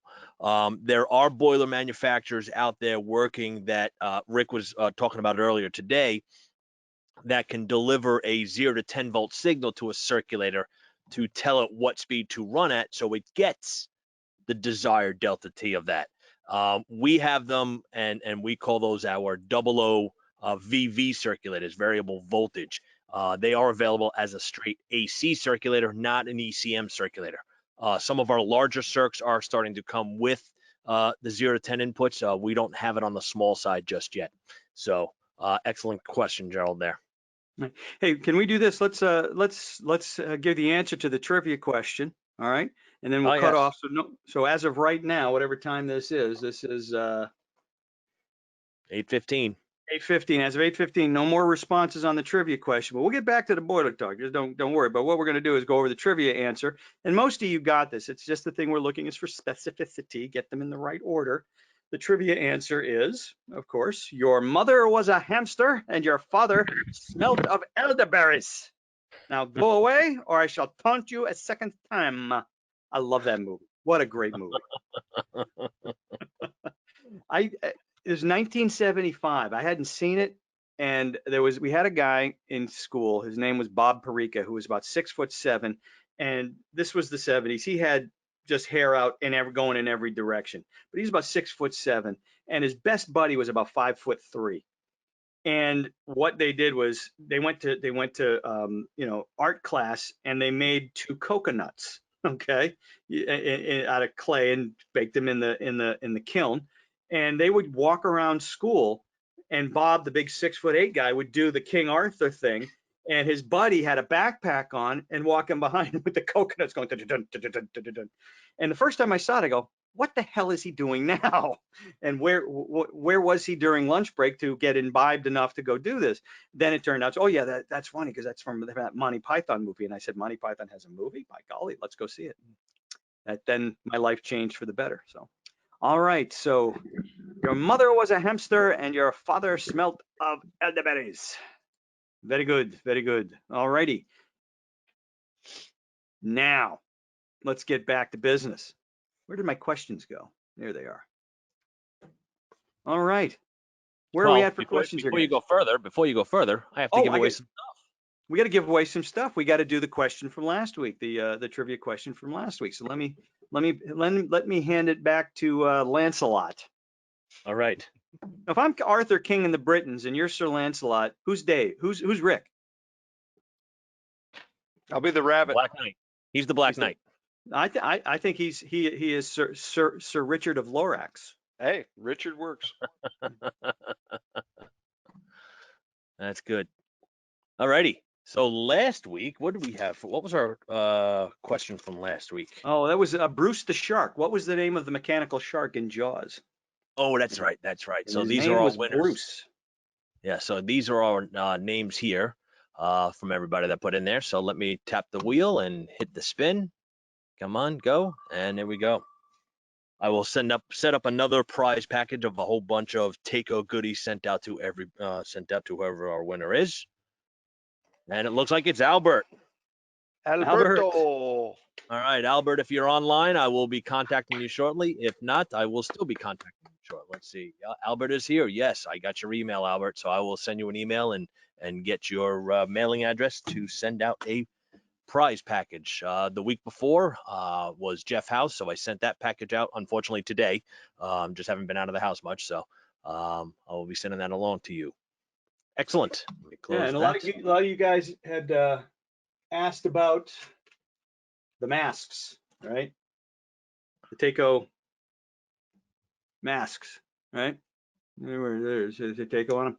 I've got a handful to send out, and guys, anybody wants one, just drop me an email, and I'll send you out a couple. So just yes, you guys all have my email address, or it's johbar@takeocomfort.com. Just drop me a line, and we'll send out some, or email Dave. Dave, you still have some too, right? I've got a couple, but I've been throwing them into the prize packages. So There you go. I got a few. That's where my supply went to. So I've got a couple. I think I got to take a look and do the count up on there. So Yeah, I think I got about 12 or so, and some of them are spoke for. But yeah, drop me a note, and if I got to get another one, I'll get you another one too. So that's all cool. So very good, very good. So let's keep this going. What other questions do we have in here, boys? well, I'm also going to get into before. Oh, hang on a second, crapola. Oh, Never you got mind. next week's presentation. I got to tell you guys, next week you're in for a treat because I'm not going to be here. and there, to steal a line from Monty Python and the Holy Grail, there was much rejoicing. I'm going to take a badly needed vacation. I need my rest. As you can tell, I need my rest. And that's going to be next week. So Rick and Dave will be manning the ship and probably do such a good job that by the time we're done, you're not going to want to hear from me at all. Don't let John come back. So yes, yep, it'll be just us two next week. When the cat's away, the mice shall play. Yeah, I'm gonna have to tune in just to make sure you guys do this right. I hope you don't. Only for your own sake, right? Oh, but we'll have the ability to kick him out, so don't worry about it. I'll be paying attention to that. Yeah, there you go. There you go. Yeah, unless he's logging in as somebody else, so then I'll never know. We got there's one question about the Takeo heat pump. Yeah, that's coming along. ETA, it's not a matter of having product. Right now, it's a matter of how to go to how do we want to market this thing, and to whom do we wish to sell it. We're working on an air to water heat pump system where we have an outdoor unit, and then we build an indoor unit, and then it's sold as a package. So we're going to see where that one goes. That's something you'll see next year. I just don't know how or where or when or why. Or no, I know why, but I don't know how or where or when. But it's a pretty cool product. It's kind of well positioned for the future. Yeah, we've got about 3 or 4 of them out there running right now in a couple of beta sites. I'm looking at one hopefully showing up here in New York real soon, so I'll be able to play around with it a little bit more and see what's going on there. We got one in Connecticut, we got one up in Canada, in Toronto right now, so a couple more floating around there just to do our beta sites. So. Saw another question come in a while ago from Steve Racy. He says he works on a lot of older systems with existing cast iron rads. Are the ECM circs susceptible to metal and rust floating in the water? And the short answer to that is yes. All right. The second part of the answer is it depends on which ECM you drop in there. One of the things that we've done with our ECM circulators we have what we call a bio barrier, black iron oxide. And I actually have a cartridge sitting right here. So here you go. You're taking a look at that cartridge, and what you see right in the back here is this brass mesh. And that brass mesh is going to prevent any of that metal, rust, black iron oxide from getting into the cartridge and getting to the magnet, because this is the part that's the magnet for you there. So when a cartridge fills up with water, it fills up with water on day one. It doesn't flush it and bring new water back in again. So it's not constantly moving back and forth. It's just water that's in there. The only time water leaves a cartridge is when you drain the system down, you drop the pressure down. So we're not constantly flowing water back in and out all the time. So it's just that day one water that you put in there. But if you are working on a lot of existing cast iron rads in your systems out there, maybe it is considered not just for the circulator, but also for the system itself to clean it, to put in magnetic dirt separators. If you're just replacing a pump and putting an ECM in, I'm not telling you have to put in a dirt separator, magnetic dirt separator, but it's never a bad idea either. Speaking of magnetic dirt separators, here's one. This is the Takeo magnetic dirt separator. And it's what it is. It doesn't have a lot of bells and whistles. It's pretty straightforward and simple. All right. It looks a lot like our 4900 series air separator, which you would be correct in saying that, except that it is upside down and it has a magnet. Yeah, there's the 4900 series air separator. Here's its brother or cousin, I guess, the dirt mag separator. Same idea. We got Paul rings in here, and instead of the Paul rings acting as a coalescent medium to get all these mini micro bubbles and mini micro bubbles to glom onto them and then go glug glug glug out the vent. What this is actually working as it's working as like a collision medium. So all that crap, that metal flakes and all those other gooky stuff that's flowing through the system, coming back to the boiler. Always put these things on the return, coming back to the boiler. Well, the Paul rings act as a collision medium. All right, so as the things hit the Paul rings, they kind of stop, and then this rather small but remarkably powerful little magnet, which is just clipped on the bottom right here, will just yank them down into the lower portion of the separator and hold them there. All right, this is a little magnet. It doesn't have a lot of pull strength, but it has it's incredibly powerful in terms of Gauss. All right, write that down, people. Gauss. I like it. Say it again. G-A-U-S-S. Gauss. This is a 13,000 Gauss magnet, and I don't care who you are. That's a crap ton of Gauss. All right. Gauss is a measure of a magnetic field's strength. It's not pull strength. I mean, like, remember the old monster magnet when we were kids? That thing had pull strength.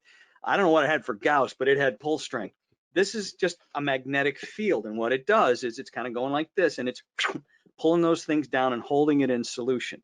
You'll reach a point where you'll turn the circulator off, stop the flow, and then you make a connection down below, or you put a hose on here, open this thing out and open this valve up and just blow the crap right out. Okay, it's magnetic. It's a very simple magnetic dirt separator. There are fancier ones out there with this big old pull magnet that you yank out and you can see all this crap on it. And it's actually kind of neat looking.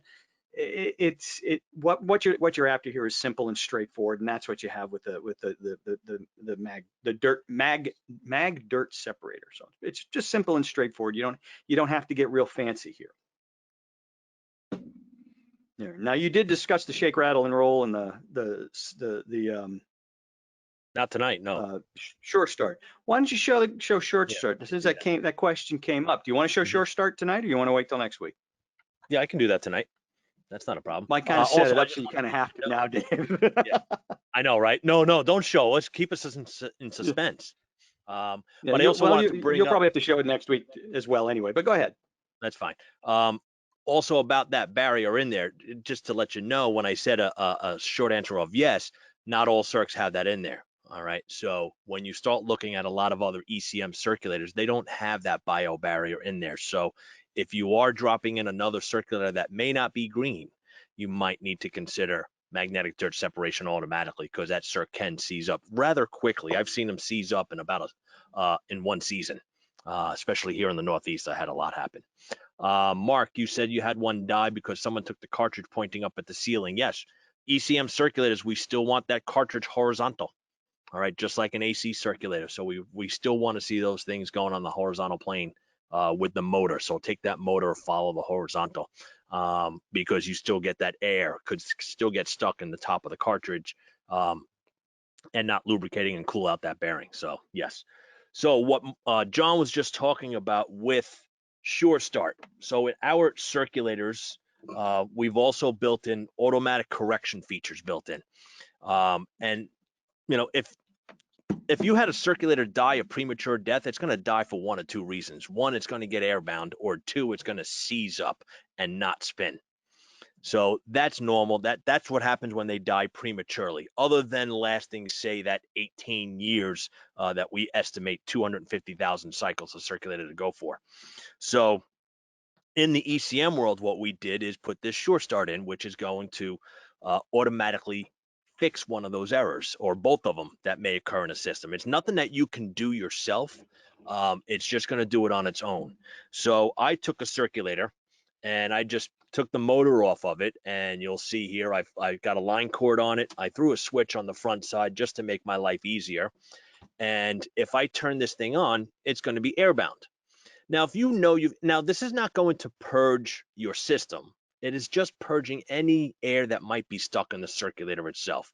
Because we need to have that air removed out of the casing, this thing doesn't pump air. It's going to pump water. It's got to move water around. So we want to get the air out of here and send it out to the system, send it back to the air elimination you have in the system. So I'm going to turn the circulator on, and we're running. We're completely airbound right now. And what you're going to see on the front side is that you'll see the operating light, and then you'll see a quick flashing white light. Now, what you can't tell, but I can feel it in my hands right now. When you see that white flashing, it's trying to get the air out. Now, if you had air stuck on a circulator, how would you get it out?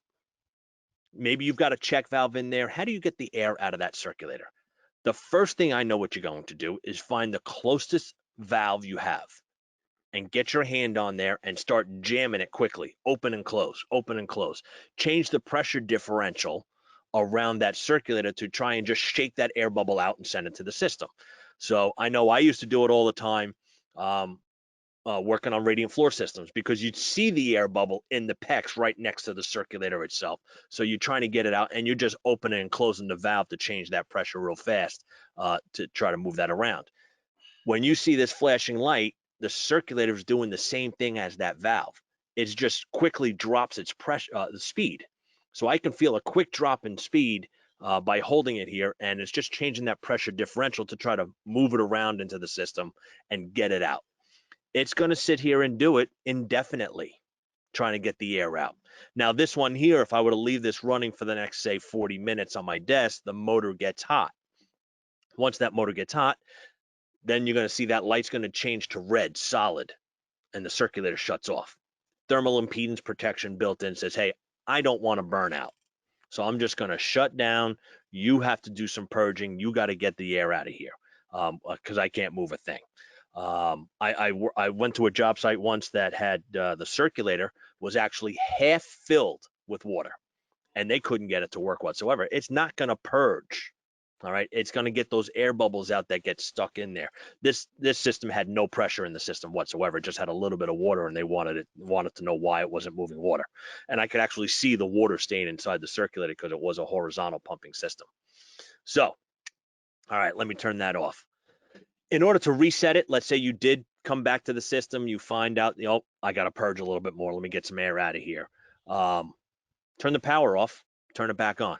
All right, it'll reset itself. You'll get rid of the red mode. So this way it's not a dead circulator. So now here, seized circulators. And seized circulators you're going to find most often in the summer or that full startup, right? Or solder ball gets in there. The tolerance between an impeller and your casing is really close.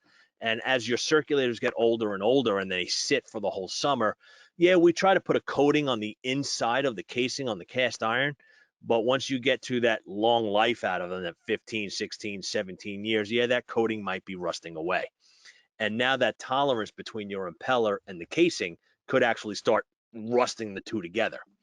And if anybody here has ever run into a seized circulator, how do you fix it? What's the first thing you do? Please tell me. Type it in there. All right. I know what's going to happen. And I know what I want you to do. It doesn't say it in the instructions of any of our circulators. All right. But if you find a circulator, it's screaming hot when you walk down there, not moving any water. All right. What's the first thing you're going to do to it? You hit it with whatever. Yeah, that's right, Bill. Whatever tool you have in your hand, you whack it. Yeah, you got a screwdriver, you got a wrench. What's that? Dan The Cook says the BFH? BFH. Yes. Yeah, or you turn it on and off. You're trying to turn it on and off by Samuel saying that there. Yeah, because you're trying to get jar to it to start going. Actually hit it with whatever you got to break up whatever's holding it in place, may make it work. So I'm going to put my hand on the circulator. I'm going to hold this impeller down from spinning. So I'm clamping it so it doesn't spin, and turn it back on again. And here you're going to see the circulator. You're going to see the light on the circulator. It's going to try and run. It ain't going anywhere. The light's going to flash red, then flash white. And what it's doing there is it's acting like a hammer. The flashing white shakes it back and forth quickly. All right, and then once it goes back to the blue, the normal operating mode, it's going up to almost 5,000 RPM. And you could probably hear it. I think you can hear it, right? So here it is. There's the shake. There it is. That's up to the 5,000 RPM. Stop. And then back up to the 5,000 RPM. All right, this is going to happen. Can't hold it forever. That's going to happen for about 20 minutes in your system. After 20 minutes, if it doesn't clear, then the circulator shuts off. Red light comes on and says, hey, you got to come fix me. I can't clear it myself. But it's not going to be a dead circulator, so you don't have to replace it. You just got to get that out, or whatever's holding it up there at that point. So these are going to make the circulators last a heck of a lot longer, and also eliminate those nuisance calls that you have. You won't even know what happens. The homeowner's not going to know.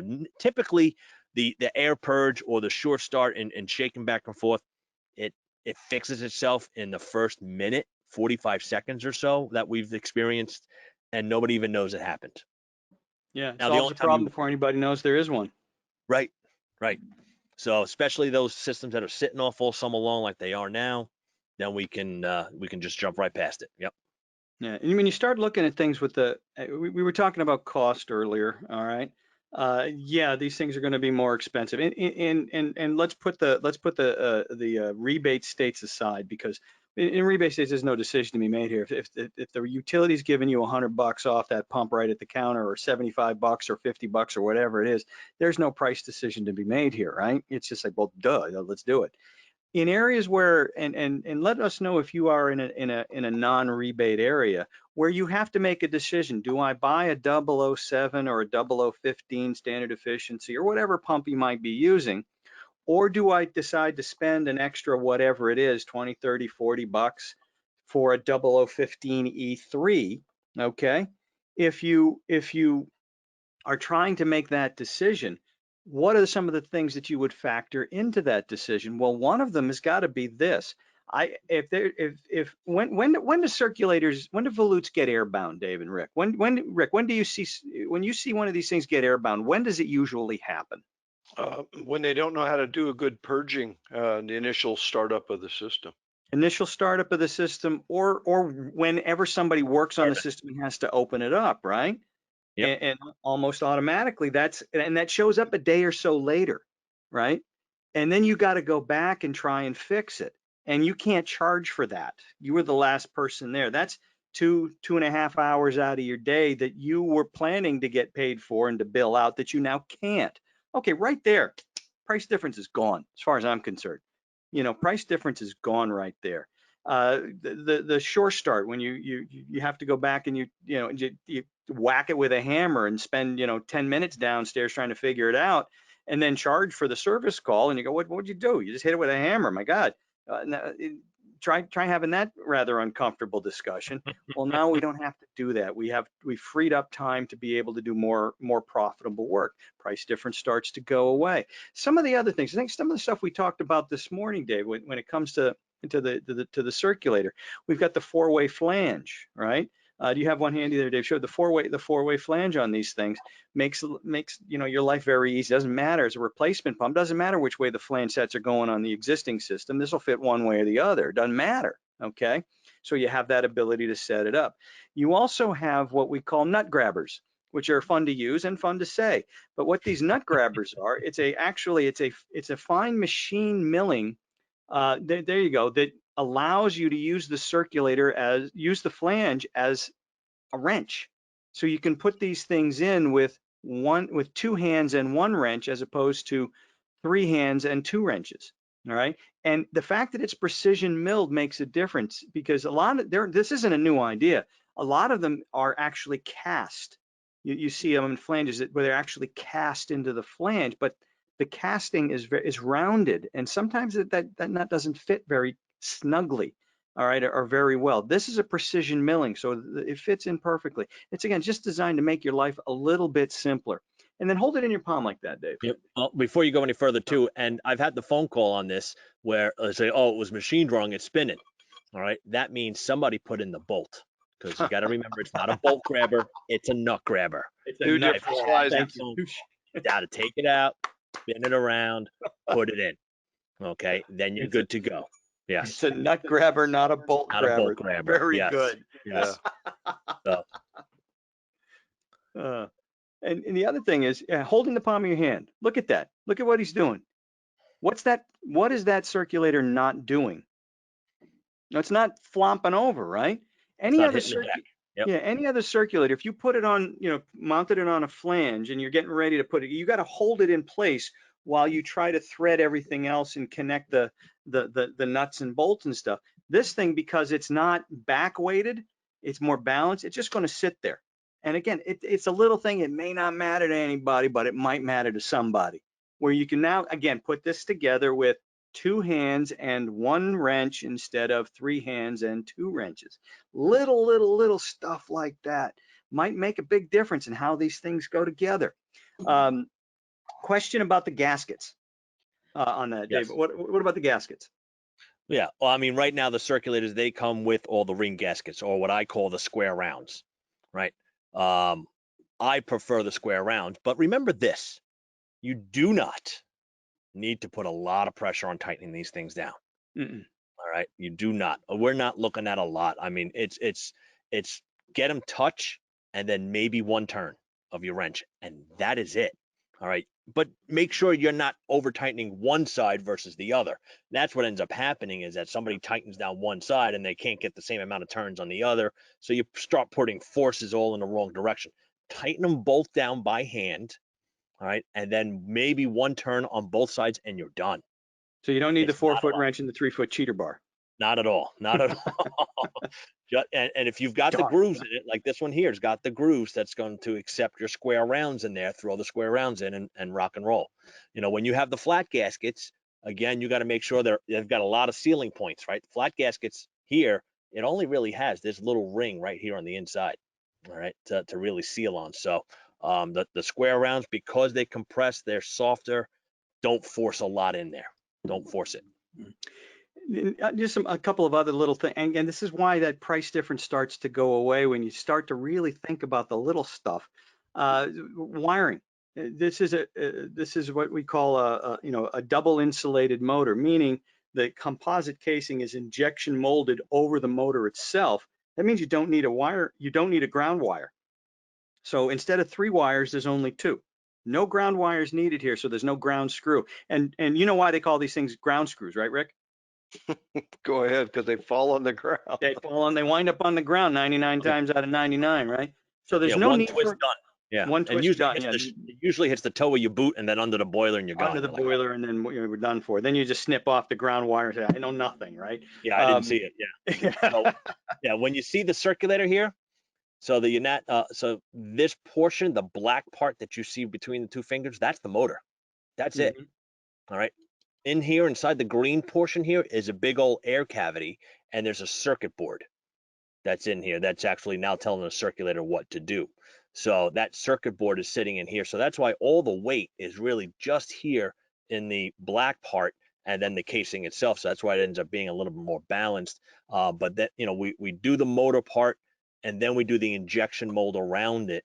So therefore, you're not finding that ground screw. So we've got a big old box with plenty of room inside there for you. And there's no Right. capacitor either. No big capacitor. An ECM circulator already has a higher starting torque than a standard AC circulator with that big old capacitor built on board. So you don't need it. The other thing about an ECM circulator is that it's, and probably stealing some thunder from next week, I don't know. Oh no, Rick is sizing circ, so I don't know if we're going over the anatomy, but they also run cooler than your standard AC circulator. So you're not going to feel that heat that you have in the past than your standard AC circulators. Now, I noticed something interesting about those 2 wire leads that you were showing there for a minute there, Dave. What's the deal with those 2 little wire leads? Look what color's not there. What color's not there? Yellow. Yellow. You ever get a new electrician on a job site and you ask him to wire up the circulator, he doesn't know what the hell to do with a yellow wire. He sees the black and he sees the yellow. And what do I do with yellow? Oh, it's white. Really? Yes. So And now we the- made it easier for the Sparkies out there. So now we So, give you the and white. you've got no, 6-inch white and black stranded. now. You got 6-inch stranded leads, so you've got a little bit of room out there. But what if you needed more room for wiring? So just grab those wires out, do the wiring where it seems fit, okay, and then put it back in. That Molex plug is only going in one direction, so you're not going in backwards. I was showing this to a contractor in Minneapolis a few years ago, and we were talking about all the little different things, and he said, and go, yeah, whoopee, yeah, whoopee, yeah, whoopee. And then I showed him that little plug, and it says, and it makes your wiring easier. So you got 6-inch stranded leads, so you don't have to wrestle within the junction box to try to wire, where everybody's got big old fingers and you can't really get in there. You can do the wire nut work out here and put him in. And all of a sudden he kind of leaned forward like he was interested. It's the first thing I said that actually mattered to him. I said, and if that's not enough room for you, pop this thing out. You can do the wiring out here and then put it back in. And he looked like he wet himself. He was so excited. And he said, send me a pallet. That was the easiest sale in the world. He saw that perfect. He wanted a pallet of him for his cruise. And you never know what's gonna float somebody's boat, so to speak. So it was kind of neat. It was kind of neat. And do you have the 0034E right behind you? Is that again stealing from next week, Rick, or do you want to show that real quick? Yeah, I'd be glad to show it. Yeah. No. This is the big brother of the 0015E3 and the 0018. This is the 0034E. E plus, that one E there. plus. So we're up to 34 feet ahead, and it goes out to how many gallons per minute? That's about 50 gallons a minute. Look at the size of the impeller and the volute for the impeller there. Look how that, remember, this is an engineered casing. We engineer the casing to do the delivery of the GPM that's needed for the particular pump's capability. So anyway, very cool.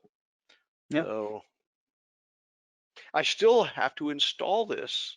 I'm going to take out a 0018E and put this in.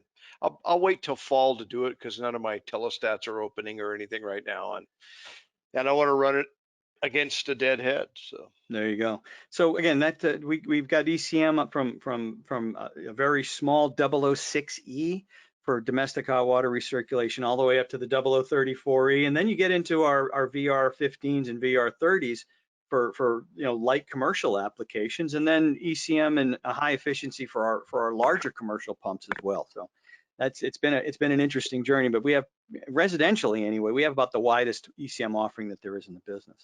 I like to say from 3 to 300 gallons a minute. We got you ECM. covered. Yeah. We got you covered. There you go. There you go. How many do you need? We got them all. All righty. Well, great. Hey guys, what else do you have for questions? We've been pontificating here for a while. So what other questions might we have? We had one advantage of an indirect hot water tank added to a boiler system is that it exercises the system all year long. Very good. Yeah, that's good for the circulators. Absolutely. Absolutely. And one burner instead of two has always been an interesting advantage in my book anyway. The guys that sell the tankless will say, yeah, but why do you want to keep 40 gallons worth of hot water or 60 gallons worth of hot water hot all the time? Why don't you just heat it up as you need it, which is a compelling argument. So depends on what you need. If you got to fill a big old hot tub, good to have some storage, right? Well, these things are down to like only losing a quarter of a degree an hour. Yeah. So you get a lot of standstill time without cycling all night long or anything. So again, my vote, unless you've got a condo or excuse me, like a cabin or something that you're never at and you only go to occasionally, I'm a fan of storage. That's just me. Yep. And there's different applications. If it's just showers, or just it's not a huge, you don't have a real draw. All right. You got your basic kitchen sink and a couple of bathrooms. All right, maybe a tankless makes some sense. Yeah, we'll see. It's just there's Dan Cook's now your new big fan though. He just said Rick Mayo for president. Thanks, Yeah. Dan. Yeah. There. And then yeah, we got a couple questions. Mark Sheen asked, "What's the best wall-mounted gas water heater?" Kind of out of our bailiwick, and I don't know enough to make a recommendation like that. To be honest, maybe someone else can chime in on what you guys use and share that with Mark. But like I said, I don't really want to. I don't want to make a recommendation because, like I said, I don't know enough about them I know enough to be dangerous. All I right. mean, if you put, you know what, I used to get that all the time back in the day. What boiler would you put in this house? What would you do here? What would you do there? Go with what you have, you know, the most amount of experience with and or support locally to you, meaning Yeah. your wholesaler and your rep agencies. All right, and take advantage of those relationships. You know, and ask them, what are you selling the most of, and what are you getting the most returns of or problems with? So in your area, so this way you know you can get parts, you can get service, you can get help. The biggest thing, that's what I find. Whatever you're going to get the most service out of, just like Dan. There you go, Dan. Same idea. Yep. You want to be able to service it. You need to be able to work on it, and also make sure you know they got parts if you Yeah. need parts, because stuff breaks. All right. Everybody says things nowadays, they all suck. You know, you stand at the counter, you're talking to guys, and oh well, that brand sucks.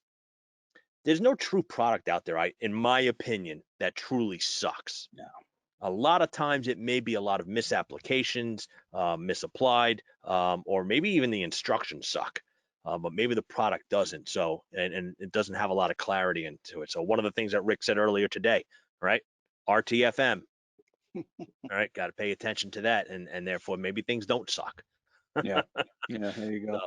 yep. I can remember back when we were all graduates of the Wurzbo School of Hydronics. We all spent many years working for Wurzbo / Uponor. But I can remember doing a class once where guys would say, "Well, what product's best? Why should I use your product? What and whatever." And then this one guy from Indiana came and he had an agenda. He wanted to yell at me because he couldn't get our product anywhere nearby him. And then why should I use your product? I said, well, if you can't get our product anywhere near you, you shouldn't use our product. I mean, you can't. Yeah. I mean, I don't know what the discussion is. I mean, one of the best abilities is availability, right? It's all a matter of that. What's that chain like of support at the wholesaler, support from a salesman, support from the rep, and support from the factory, and everybody in between. What's that chain like? And it's not just the product, it's the chain, right? Because there's no bad products out there. Dave and Rick both said there's no bad products out there. Nobody making junk. It's Good what's stuff. the chain like? What is the chain like? Who is helping you out here? Who has the stuff that the literature that you can read to learn. Whether there's training available. All those other things are part of the equation to help you decide what product to use, regardless of it. And only this guy was really mad. He said, I'm so mad I can't get your product. And I said, then you can't use it. I mean, I can't instantly go down there and tell someone to sell it to you. If you don't have someone available to you, well, then your decision in the short term is easy. Longer term, we'll see if we can't open somebody up. But in the short term, you got work to do. You got to do what you got to do. If it's available, go for it. And you may find that if you use that product and it works fine for you, then you'd have no need for our product, and that's fine too. That's you got to make the best decision for you, not the best decision for me as the representative of the company. So it was interesting. Here's Douglas Speck says the question we hear at the counter from contractors convinced me that nobody reads the instruction. They just gripe if it doesn't work right. I'm shocked, actually shocked. I'm shocked to learn that gambling's been going on in this institution. Yeah, it's a guy thing. Men don't read directions. Men don't ask directions, and men don't read instructions. It's just the way it is. I'll fix Only when it's not working, then do we open up the instruction book. Yeah. If we can't reach anybody on the phone. Yeah. Jay King's got an interesting one here, and I might have to clarify his question. What about an ECM circulator to reduce flue gas condensation on a converted gravity system and you have a cast iron or steel boiler?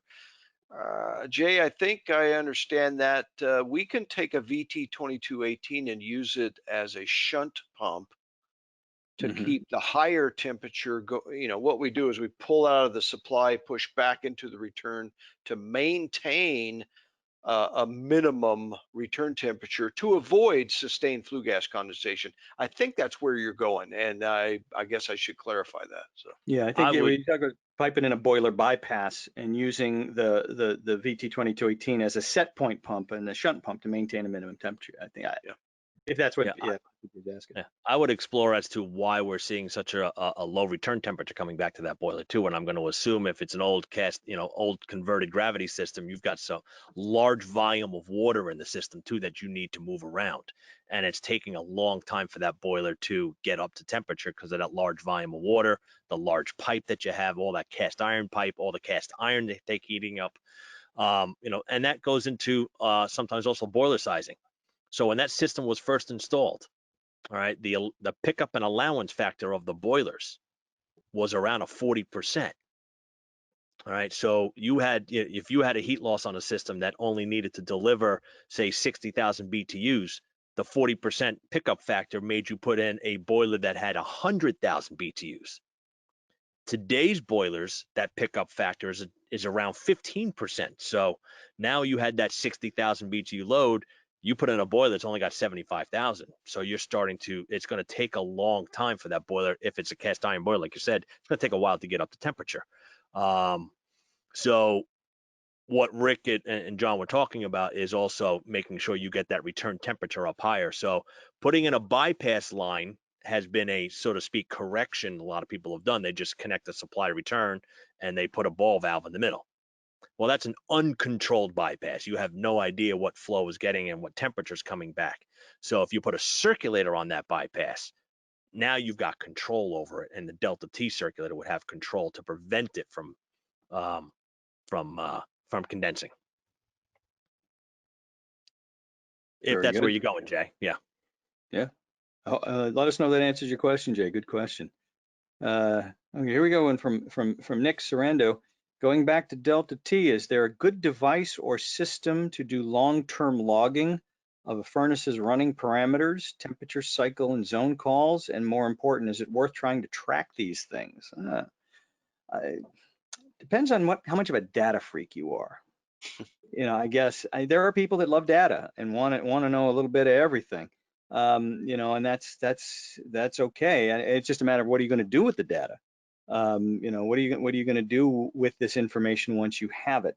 A lot of the ModCon boilers and Wheels and Jason, if you're here, please chime in if the NTI boilers have this as well. A lot of boilers have in their control will keep a running tally of total run hours. How many hours since this thing was installed? How many hours has it run? Has it been on? And then it'll tell you the number of cycles. Jason says, yeah, the NTI boilers have that as well. Excellent. And then it tells you the number of cycles. And a little bit of math in there can tell you what the average cycle time is. Our friend Anthony Reichow told us this story about going to troubleshoot a boiler system that just something was weird going on. And I don't know what they were actually there looking at, but then they decided to check the control just as part of the process. And they saw the number of run hours and the number of cycles, and it seemed to be a bizarre ratio. So we did a little bit of math and found out that the average burn time of this boiler, the average run time of this boiler for the past year, the first year that it was in, was about 13 seconds, which is freaking nuts. A boiler didn't have time to get efficient, and it only runs 13 seconds. So nobody froze to death, but that boiler wasn't efficient, my friends. That was not an efficient system. And that was one of those things that, okay, let's now figure out why this thing is running for 13 seconds, okay, and only 13 seconds. And it wound up being a combination of things, but, the oversized pumping was a big part of it. So, you've got to, that's the value of the data. The data itself doesn't mean anything. It's what does the data tell us? And in this case, having that control with that information allowed them to do some pretty quick math and say, hey, whoa, that's goofy. And they wound up being able to take care of it. So that's kind of where The boiler will tell you a lot. The wheels are saying that their control for the NTI will tell you run time, call time, and burn time, which are all all good things to know. All good things to know. And our 0018E circulator, which Dave's going to show you, Dave and Rick are going to show you guys next week. The app itself will be able to tell you the cumulative amount of run hours, how many hours has that circulator been running since it was installed, and it'll also tell you the number of cycles or shutdowns. So then it's kind of the same thing. I mean, did we oversize this circulator? Did we set this thing up right? If I have a lot of cycles and they're not very long, maybe I've got this thing sized to set up to go too fast. So again, that kind of data can tell you good stuff if you know what to do with it. Otherwise, it's just numbers. I mean, I've heard of a few companies out there that are making some data packages, some control packages that you can add onto a boiler and gets the whole system online.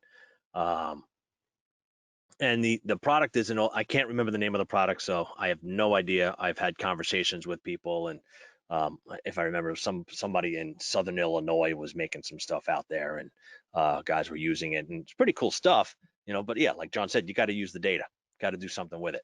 And Rick and I had some experience with projects with control systems that did a lot of stuff for you. It told you everything.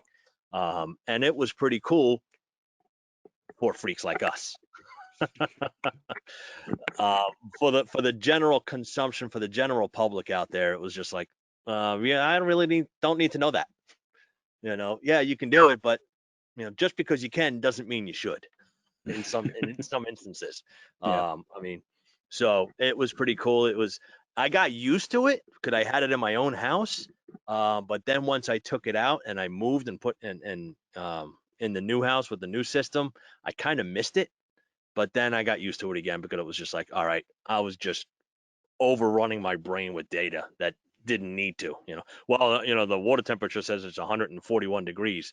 It should be 142. Damn it, I got to go figure out what's going on.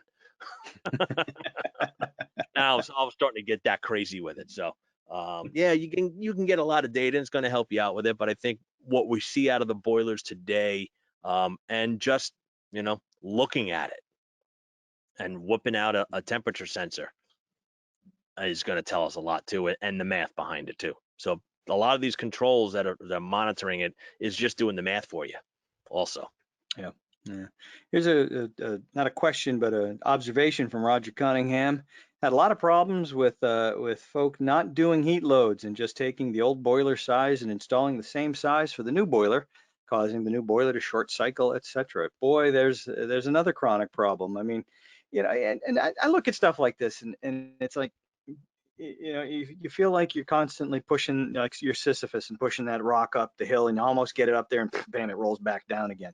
And thank you for noticing my allusion to Greek mythology. I just want you to know I'm an educated man. Anyway, it's late, and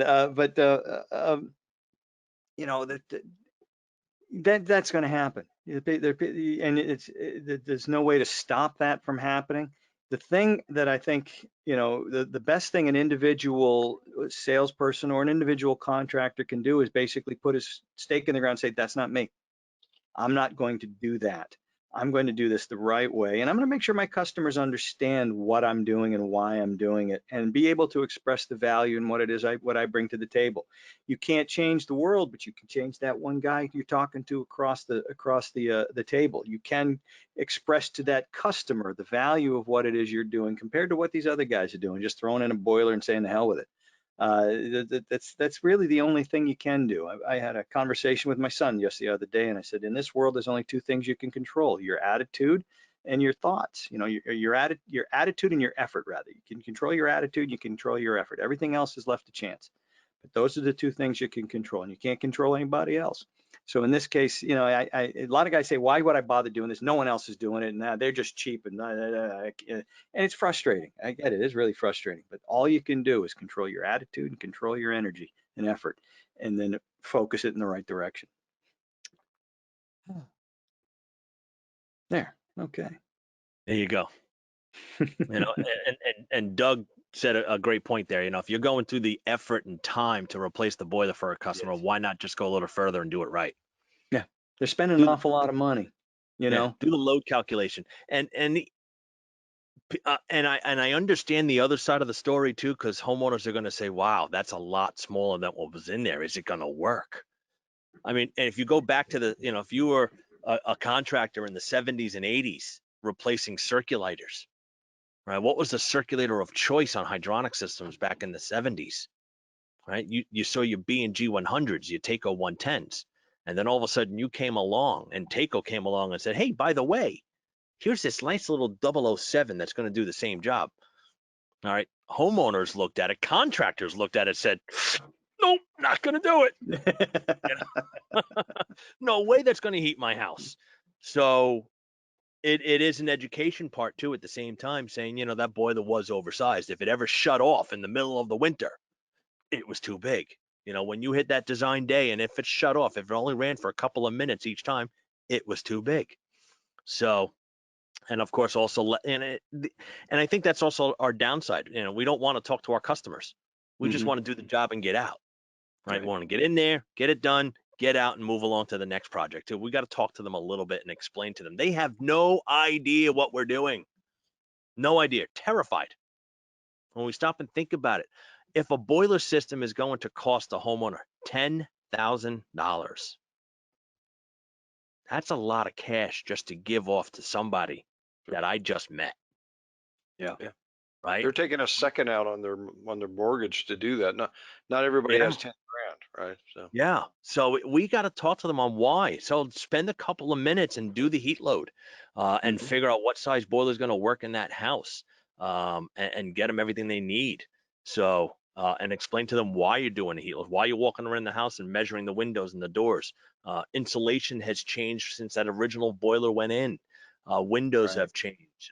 Yeah, maybe there an addition went in and we're still going to put in a smaller boiler. So Mhm. if we spend that little bit of time and energy, you know, obviously you always know when you do a great job, they become your disciple for you. Um, so, and yeah, now you're getting a smaller boiler. It's probably less expensive than the old one that was there. Easy to carry, easy to pipe in, you know, all that other jazz out there. So, it's just, yeah, it's interesting. And we got to really pay attention to that, I think, as an industry and as a trade. Something Wheels brought up earlier, and it's from a discussion I had with a customer once who just couldn't understand doing. If I'm putting in a ModCon boiler, he said to me, if I'm putting in a ModCon boiler, why bother with the heat loss? It's not going to be too big. It's going to modulate down and be the right size. And why waste my time? Time is money. I got a lot of crap to do. All right. If I don't have to waste my time doing a heat loss, just slap this thing in, and let it find its happy spot. I'm good, right? I haven't oversized anything. No, you're not oversized technically on the high end. You'll probably be oversized on the low end. And again, the boiler that you're putting in that has an 8-to-1 turn down ratio might in reality only have a 4-to-1 turn down ratio or a 3-to-1 turn down ratio. You're charging them for the whole boiler and you're only giving them half of it. Again, you start thinking about these things, and if you look at it in those terms, and would you as a consumer accept that crap? If you think about it, I'm going to charge you full price for this boiler, but you know, you're never going to use half of it. It's just there. You're paying for it, but it's never going to do you a flipping bit of good. No, it's not. As a consumer, I'd put my foot down and say, you know what? I don't think so. I John, want something that's right. you might clarify. I don't think Steve was saying that, right? He was giving you an example of what He was others have giving me an said. example. Yes, he wasn't Yeah. saying that you should do that. No, he made that remark earlier. Yes, let me clarify. That's not Wheels was not saying that's what you should do. He was bringing up the discussion that he and I had about this particular instance. Yeah. So no, he didn't say go ahead and do that. That's all right. No. He was saying yeah. It's like that conversation. You know, we were talking about something else. It's like that conversation. So I just want to make sure. Yeah, make Jason's got okay. Jason, breathe. You're good, man. You're good. Do it right the first time. But yeah, why would you sell a boiler with an 8-to-1 turn down ratio, but say, you know what, you're only getting half of it, man. You're only getting 4-to-1. I know you're paying a lot of money for that 8-to-1, but you're only getting 4-to-1. Oh, that's stupid. It's mind boggling to me but people think it's okay, and I get it. I get it. Time is money. We only got 24 hours in a day. We only got 8 hours of working time plus whatever else we got. We got a lot of crap on our plates, man. And And sometimes the easy answer is the best one. All right. and my Sometimes customer's it not is. freezing to death. Yeah, Yeah, as and they're long not as they're freezing. not freezing to death and blaming me, I'm skating out of here, man. And it's not lazy, it's not stupid. What it is it's reality. There's the real Mhm. world. The real world is a harsh and unforgiving mistress. Sometimes you got to deal with that. But I'm not. Yeah, there's never a downside to taking a step back, taking a deep breath. Let's do this right. Let's make sure we're giving our customer their money's worth. All right, and that's the thing. Make sure they get their money's worth. Their money is their money, and you want it, but you want it ethically. You want them to feel good about paying you, not feel like they're getting screwed. So that's the basis of a long-term mutually beneficial relationship. So You know, that plays right into that subtle little hint I gave earlier. I said, I threw it out there to say, how often do you think the boiler in a central heating call ever goes to high fire? right. So give me some feedback. We still got, what do we got? 53 people on here. Give me some feedback. How often, if you're doing ModCon boilers, wall hung, floor mount, whatever, how often do you think that unit ever goes to high fire during a central heating call? Give me some feedback. I got an answer for you. about the same thing as the variable speed circulators finding their proper speed. Yeah. Richard Never, McGrath says never. Richard, 3%, maybe. If you're lucky, yeah. Yeah. That's maybe the Only best during you can hope design for. degree days? No, because they're always oversized. Yeah. If you're lucky, if the planets are in a line, if Jupiter is in the seventh house, no, if the Jupiter, moon is in the seventh house, and if Jupiter Jupiter aligns. is aligned with Mars, and Yeah. peace will guide the planets and love will steer the stars, you hmm might get 3% of the time. Because this Yeah. is the dawning of the age of Aquarius.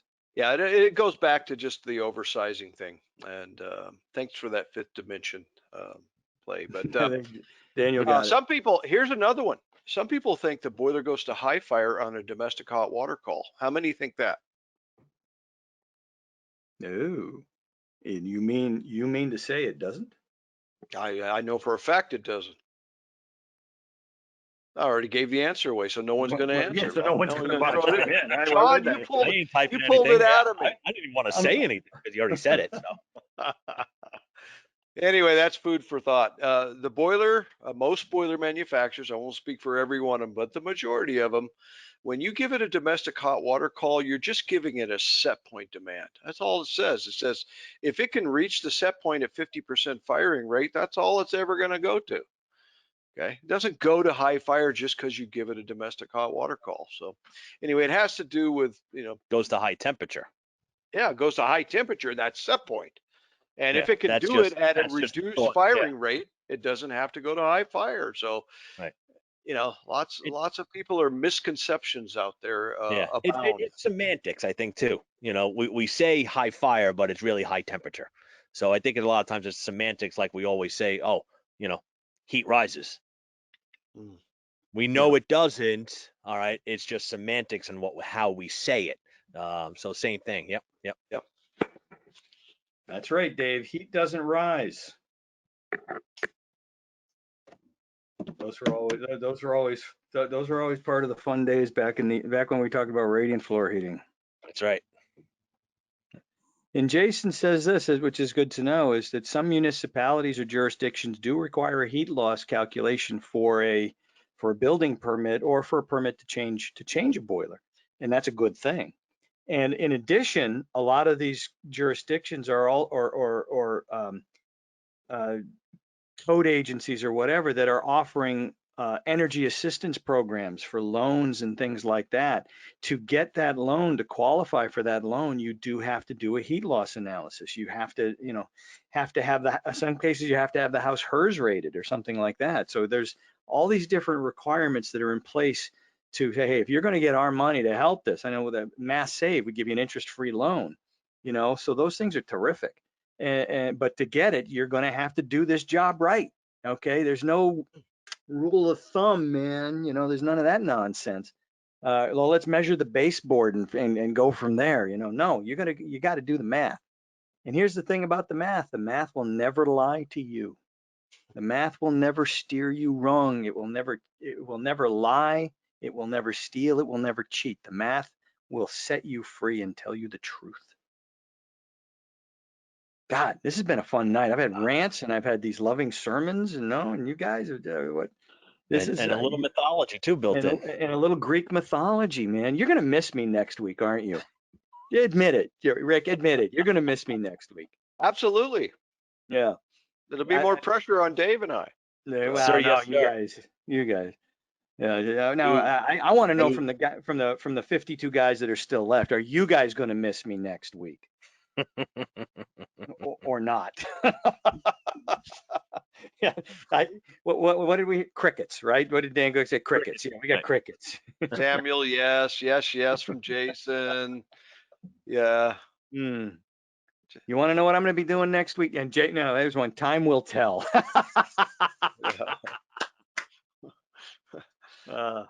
You might not be invited back. Who knows? I may not come back.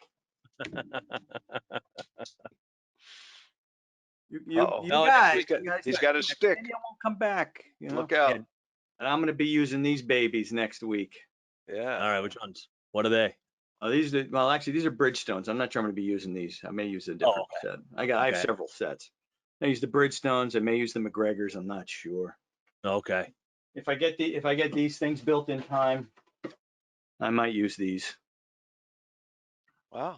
For those of you out there, you're looking at this. Are those Wilsons? No, these are sub 70. Sub 70. Okay, I can't. You got a glare. Yep. Yeah, just so you know, I do have a problem. Okay, I have a golf club problem. All right, we'll get some more questions coming in. No, you don't have a problem, a golf problem. You have a work problem. I have a Douglas. Yeah. Yeah, I've got a problem that work gets in the way of my golf habit. So yeah. Well, actually, this year it's been COVID's in the way of your golf habits. Yeah, COVID's been in the way of my travel and all that. Yeah, I hear you. Here's a question from Roger Brenstatter. If you had a 4-zone baseboard job with 95,000 BTUs of installed radiation and 110,000 BTU input replacement boiler that had a net rating of 85,000, should you go to the next bigger boiler? No, you should do a heat loss and find out what the real heat load is, Roger. And I didn't mean to be flippant on that answer. Here's the thing about measuring the baseboard and multiplying by 500 and considering that that's the load, or that's the installed radiation, and my boiler has to support the installed radiation, right? No. In a forced hot water system, the boiler has to offset the heat loss. It has to offset the heat loss. It doesn't have to support the installed radiation. That's a leftover myth from the steam days. A steam boiler has to support the installed radiation. And a hot water boiler has to overcome the heat loss. So in your example, Roger, I'd say, I'm not worried about how much baseboard's installed. What's the heat loss of the house? If the heat loss of the house is 70,000 BTUs, I'm going to go with 70,000 BTU boiler, and we'll be fine. It'll work great. Understand that the output of baseboard varies based on the water temperature you run through it. All right, it's not always 500 BTUs. I can run it if I've got if I've got an over-radiated house, meaning I got way more baseboard in every room than I need according to my heat loss. Now what do? Now you know the load, right? Now you can start. I don't have to run 180 degree water in here. Hey, maybe I can put in a modulating condensing high efficiency boiler, and I don't even have to run it up to 180. I can say maybe I only need, under design conditions, maybe I only need 140 degree water in here because way too much baseboard is installed. All right. If you've seen those houses where their baseboard sizing method was measure every available inch of wall space and then install that much baseboard. All right. The output per foot of baseboard is going to vary based on the water temperature you run through it. The thing to do is figure out how many BTUs I need for a room. Look at how many feet of radiator I have in there and say, how many BTUs do I need per foot? All right, maybe I don't need 500. Maybe I only need 250 BTUs per foot out of the baseboard that's installed in this room. Then I go check the manufacturer's spec sheet and it'll tell me I only need 130 degree water to do this. Hallelujah. Now that sucker's going to condense all the time, and I'm really starting to make a difference in the efficiency. So that a rant? That was my house exactly, which is my in-laws house. So my in-laws house, I did that. So I swapped out that old cast iron boiler, put in a nice wall hung boiler, did the heat load on it, found that I only needed the highest water temperature I needed on a design day was 150 degrees. So 150 degrees going out, put a Delta T pump on that, coming back at 130. So on a design day, the boiler's just starting to condense. All right. So that means 97.5% of the winter, that boiler's, seeing some nice cool temperatures coming back to it. So one thing about that though, make sure your customers know that you're modulating the water temperature when it comes to fin tube baseboard. Oh boy. All right. Yes. Because in this house here, it was my in-laws' house, and it wasn't mine as it is now. I remember that first cold snap, really bad cold snap happened here in New York, and I'm away on the road again doing training class. I think I was down in Baltimore at the time. And I happened to call here at my in-laws' house to talk to my wife because I knew she was here. So, and of course, my mother-in-law answers the phone, and I'm cordial. I start talking. I say, "Oh, by the way, how's the heat?" And she goes, "Oh, yeah, I've been meaning to talk to you about that. I don't think it's working. I don't think it's on." And I'm like, I'm in Baltimore for the next 4 days. And I'm like, "What?" And in that 30 seconds, what I'm thinking, what do I got to do? And who do I Yeah. call to get over to the house to take a look at it? And I said, wait a minute. All right, Ma, hold on a second. What's the temperature in the house? And she says, well, it's 69 degrees. And I said, well, what's the thermostat set for? She goes, 69. So if you do the math, that's working. Yeah. I'm like, what do you mean it's not working? She's like, well, I don't hear it anymore. Yeah. But she didn't hear the rush of 180 degrees going into fin tube baseboard that was way oversized and ticking along and expanding and contracting because, put the outdoor sensor on it, lowered the water temperature, got a variable speed pump on there. I'm modulating the world, and she didn't hear it anymore. So make sure your customers know that, because I've heard this story plenty of times where the guy puts in that new boiler, puts the outdoor sensor on it. He comes back because the homeowner says it's not working and disconnects the outdoor sensor and says, screw it, give me 180 all the time. So don't do that. You got to tell them what to expect out of the system, because or the worst part is, we've been told by the government as a homeowner what's the best way to save fuel oil or save fuel. Set back thermostats and set it back 10, 12 degrees. You put a boiler on outdoor reset, do not do a 10 or 12 degree setback. You could still do a couple, but don't do a 10 to 12 degrees, because then it takes a really long time to come out of setback in the mornings. So got to watch out for that. Yeah, no more. I look at no more than 3 to 5 degrees for no less than 6 to 8 hours is a good way to think about setback, in my opinion. Roger, I hope that answer wasn't too abrupt for you. I just want to make sure that makes sense. So if you could just send in a message. Does that answer make sense to you? Yes or no? And then we can continue that discussion, because it's an important one, and I hope that info was helpful to you. So terrific. What does Steve Racy have to say? A few years ago, Taco used to have a quick hands challenge in regards to the 007 and other circulators. That's for swapping out the cartridge, right? And that was a long time ago. That was before my time, I think, at Taco, pre-2007. Can you do the same with an ECM circulator? And by the way, I had the top time at the CMPX show in Toronto and won a real nice Taco leather jacket. How about that? I had a 47 seconds at the show. I've since improved to 33. But still charge a minimum of 1 hour. I love it. I'm sure we could do a quick hands, but the thing about the ECMs, they don't have a cartridge per se. They just have that cylinder. Yeah, when you take the casing apart, you take those 4 bolts out of here. There it is. We don't have them as replacement parts anymore, because the bearings, so to speak, the graphite bearing is already on the inside there. So you can see that side there, and it slides in and grabs onto this outside edge here too. So, and the magnets are holding it in. We don't have them as replacement parts because of the way the manufacturing is happening, and because of the sure start. We're not going to see burnt out bearings in a cartridge any longer. Mm-hmm. All right, so a lot of that has been replaced and whatnot. So today's world is, if that circ goes dead on you, then it's replace the circ. You So guys, yeah. out west, I run this past all the reps that I end up working with. It seems so long ago. I ask them, no, remember you walk into a wholesaler or you walk into a rep and they've got this little bone pile of something that's accumulated. That's one thing you won't see with any of these Teco Italia platform circulators. I've asked all the reps out west, how many do you get of these do you ever get back? And then it's always goose eggs. We don't get these circulators back. What they'll say is, yeah, I had one come back because the guy dropped it and he broke the flange. So that's the only time these circs come back. So you won't be changing any cartridges. So. Yeah. Richard McGrath says, John, stay out of the water. You'd be a nice meal. Thank you. Ooh. I'm not going golfing in Florida though, where the alligators are. There aren't any alligators in Vermont. Okay, just so you know this. It's to the best of my knowledge, there are no alligators in the mountains in Vermont. I'll come back with a full report on to verify that, but from what I've been told, there are no alligators in the mountains in Vermont. So just want to make sure. Let's hope so. Anyway.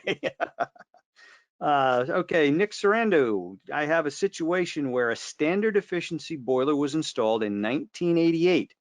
The home has cast iron radiators and radiant was installed in the basement and convectors were added in the enclosed porch. Is there a way to make this work? So you're looking at 2 temperatures, Nick, or 3? If it's Probably a a two-temp system. I'm seeing a two-temp system with the radiators and the convectors looking at the high temp and then the radiator. Right. Yeah, So that's what I'm thinking. it depends. I mean, yeah, you got the full basement of radiant. So, we always have that concern of sending back that cold water from the radiant to the boiler. But cast iron radiators and convectors, the volume of water that you have there, and compared to the flow of water coming back from the radiant to a lot of people always talk about shocking the boiler. A big old cast iron boiler with radiant and it's low temperature, you're going to shock it. Here, you're not even going to surprise it, right? It's a trickle of cool water coming back to that boiler. So Gonna surprise it. Oh God. it just doesn't even see it coming. So I've seen people, oh, you got to do primary, secondary, and put major controls on it. Just put the mixing valve in, circulator, and you're done. Oh, I'm done. You're gonna surprise it. All right, good. Yeah, Terry. Yeah, hey, Terry Turner says no. We're talking about great whites going to the beach. Yeah, that's true. If you stay out of the ocean, because now we got great whites running around here. I don't think I'm going to be again. No, there's no oceanfront property in Vermont either. Now, could be that big lake up there. The Lake Champlain. They have their own monster there, like Loch Ness. They call him Champy, or the Lake Champlain monster. Now that might be trouble, but otherwise I think we're going to be all right. Anyway, all right. Let's see what we got here. Yeah, the rads run at 160 to 180, as does the convector. So yeah, we're talking about a 2-temperature system. Yeah, I think that's gonna work out all right. All righty. Let's see. No alligators in Vermont. I hope so. I hope there's no alligators in Vermont and no sharks. Okay. I don't even know. There's snakes. I don't like snakes, but I don't want to meet the snake that could eat me either. That'd be a big ass snake. Yeah, in Vermont, I doubt it. Yeah. Yeah, that's bears. It could be a bear. We could run into bears in Vermont. That is possible. That's all right. Okay. And what wolves and wildcats? Yeah, they call them catamounts in Vermont, don't they? They're the catamounts. They're like mountain lions. They're called catamounts. I think that's what they're called in Vermont. You might see a squonk. A who? A squonk. What's a squonk? It's that mythical creature that they used to go out and catch, and because he cried so much, it would go right through a gunny sack. And by the time they got home, they didn't have the creature no more because he cried himself away. Squonk, Squonk, I believe. But they're up in that area, Pennsylvania and such. So is that like going snipe hunting? I don't think so. Snarping. Snarping. I got a picture of a squonk. I don't know if I can show you or not, but anyway, Yeah. I don't want to. When I was in high school, when we were out cruising, we'd go boley hunting. We'd be out looking for bolies. Were you a Steely Dan fan? I was always been a Steely Dan fan. One of the tunes that says, "Have you seen a squonk's tears? Well, look at mine." Have you So, seen a squonk's tears? Well, look at mine. yeah, Okay. yeah, Yeah. Any major dude. What a there great you go. song. What Yeah, a great song. Now I know what he was talking about. yeah. The things you learn at Takeo training. Hey, Serious. useless information. You can't shock a boiler. You sure can surprise it though. You might surprise it. No, he said you wouldn't even surprise it. You wouldn't even surprise it. No, I mean, that boiler sees you coming, man, just like the squonk. Oh man, I've been down here too much today. Yeah, and just for the folks that are left out there, I'm in charge of this group, okay? So I don't know if it's a lack of leadership or what. Lead by example. But I've got one guy talking about squonks and one guy trying to surprise a boiler. So yep. I feel like I'm Captain Parmenter and this is Sergeant O'Rourke and Corporal Hagarn. There's a reference. Put that one out of your surprised boiler there, boys. Squonk me this. I don't know. There you go. You don't know about Captain Parmenter and Sergeant O'Rourke and Corporal Hagarn? Does not ring a bell. Oh, ho, ho, ho. Dave? Now Dave's Googling it. Dave's showing a little initiative here. He's Googling it right now. I'm not even listening to you guys anymore. I tuned you out. Oh, well, there you go. Okay. Jerry I'm McPeak's got it. emails It's from F Troop. Thank you, Jerry. One of the great sitcoms of all time. Where the heck are we? Are we? Great politically inappropriate show for today, but funnier than heck in the 60s and 70s when I was Watch what a this lad. head thing does to my head. Watch this. Can you guys see that little lump? Look at that. Oh my God, your head is dented. It comes right back, but for now, it fits right in there. It's like a notch. I think I'd get that looked at. It's a little soft. Yeah, well, it's soft. That's Yeah, a soft spot. These are my guys. I think I'm gonna hang with Rich and Brett for a while, I gotta go. I have an appointment back on the planet Earth, okay? Oh dear. All Thank right, God guys. that everybody's still here to see Yeah. all this. Yes. Yeah, well, there's still 40 people out here that actually have no lives and nothing better to do at 9:30 on a Wednesday night. Well, come back and see us next week. We're gonna evolve the ECM conversation one way or another. Dave and I haven't figured it out yet, but we have some good things that we've tossed back and forth. So yeah, we'll give you some real good information. So please come back and see us and spend some time with us. What goes where and why on circulator size? What Rick is doing. I'm going to do a little near boiler piping, pumping away and parts and pieces around that too, and maybe even a little bit more circ anatomy is what I was kind of thinking about too, Rick. Good. So All right. maybe we'll throw some circ anatomy in there in the AC and ECM world. I did a little bit tonight, so. Okay. Very good. Very good. And we've got two more. We got next week, and then the final summer session will be the week after. And I think we're going to try and put together something kind of special for that one. We think we'll have a reunion of all the special, I guess, speakers and maybe some special guests that have been in the audience and would like to kind of partake in the presentation portion. Great. So it'll be a round table. So it's going to be kind of special. We're really looking forward to that. And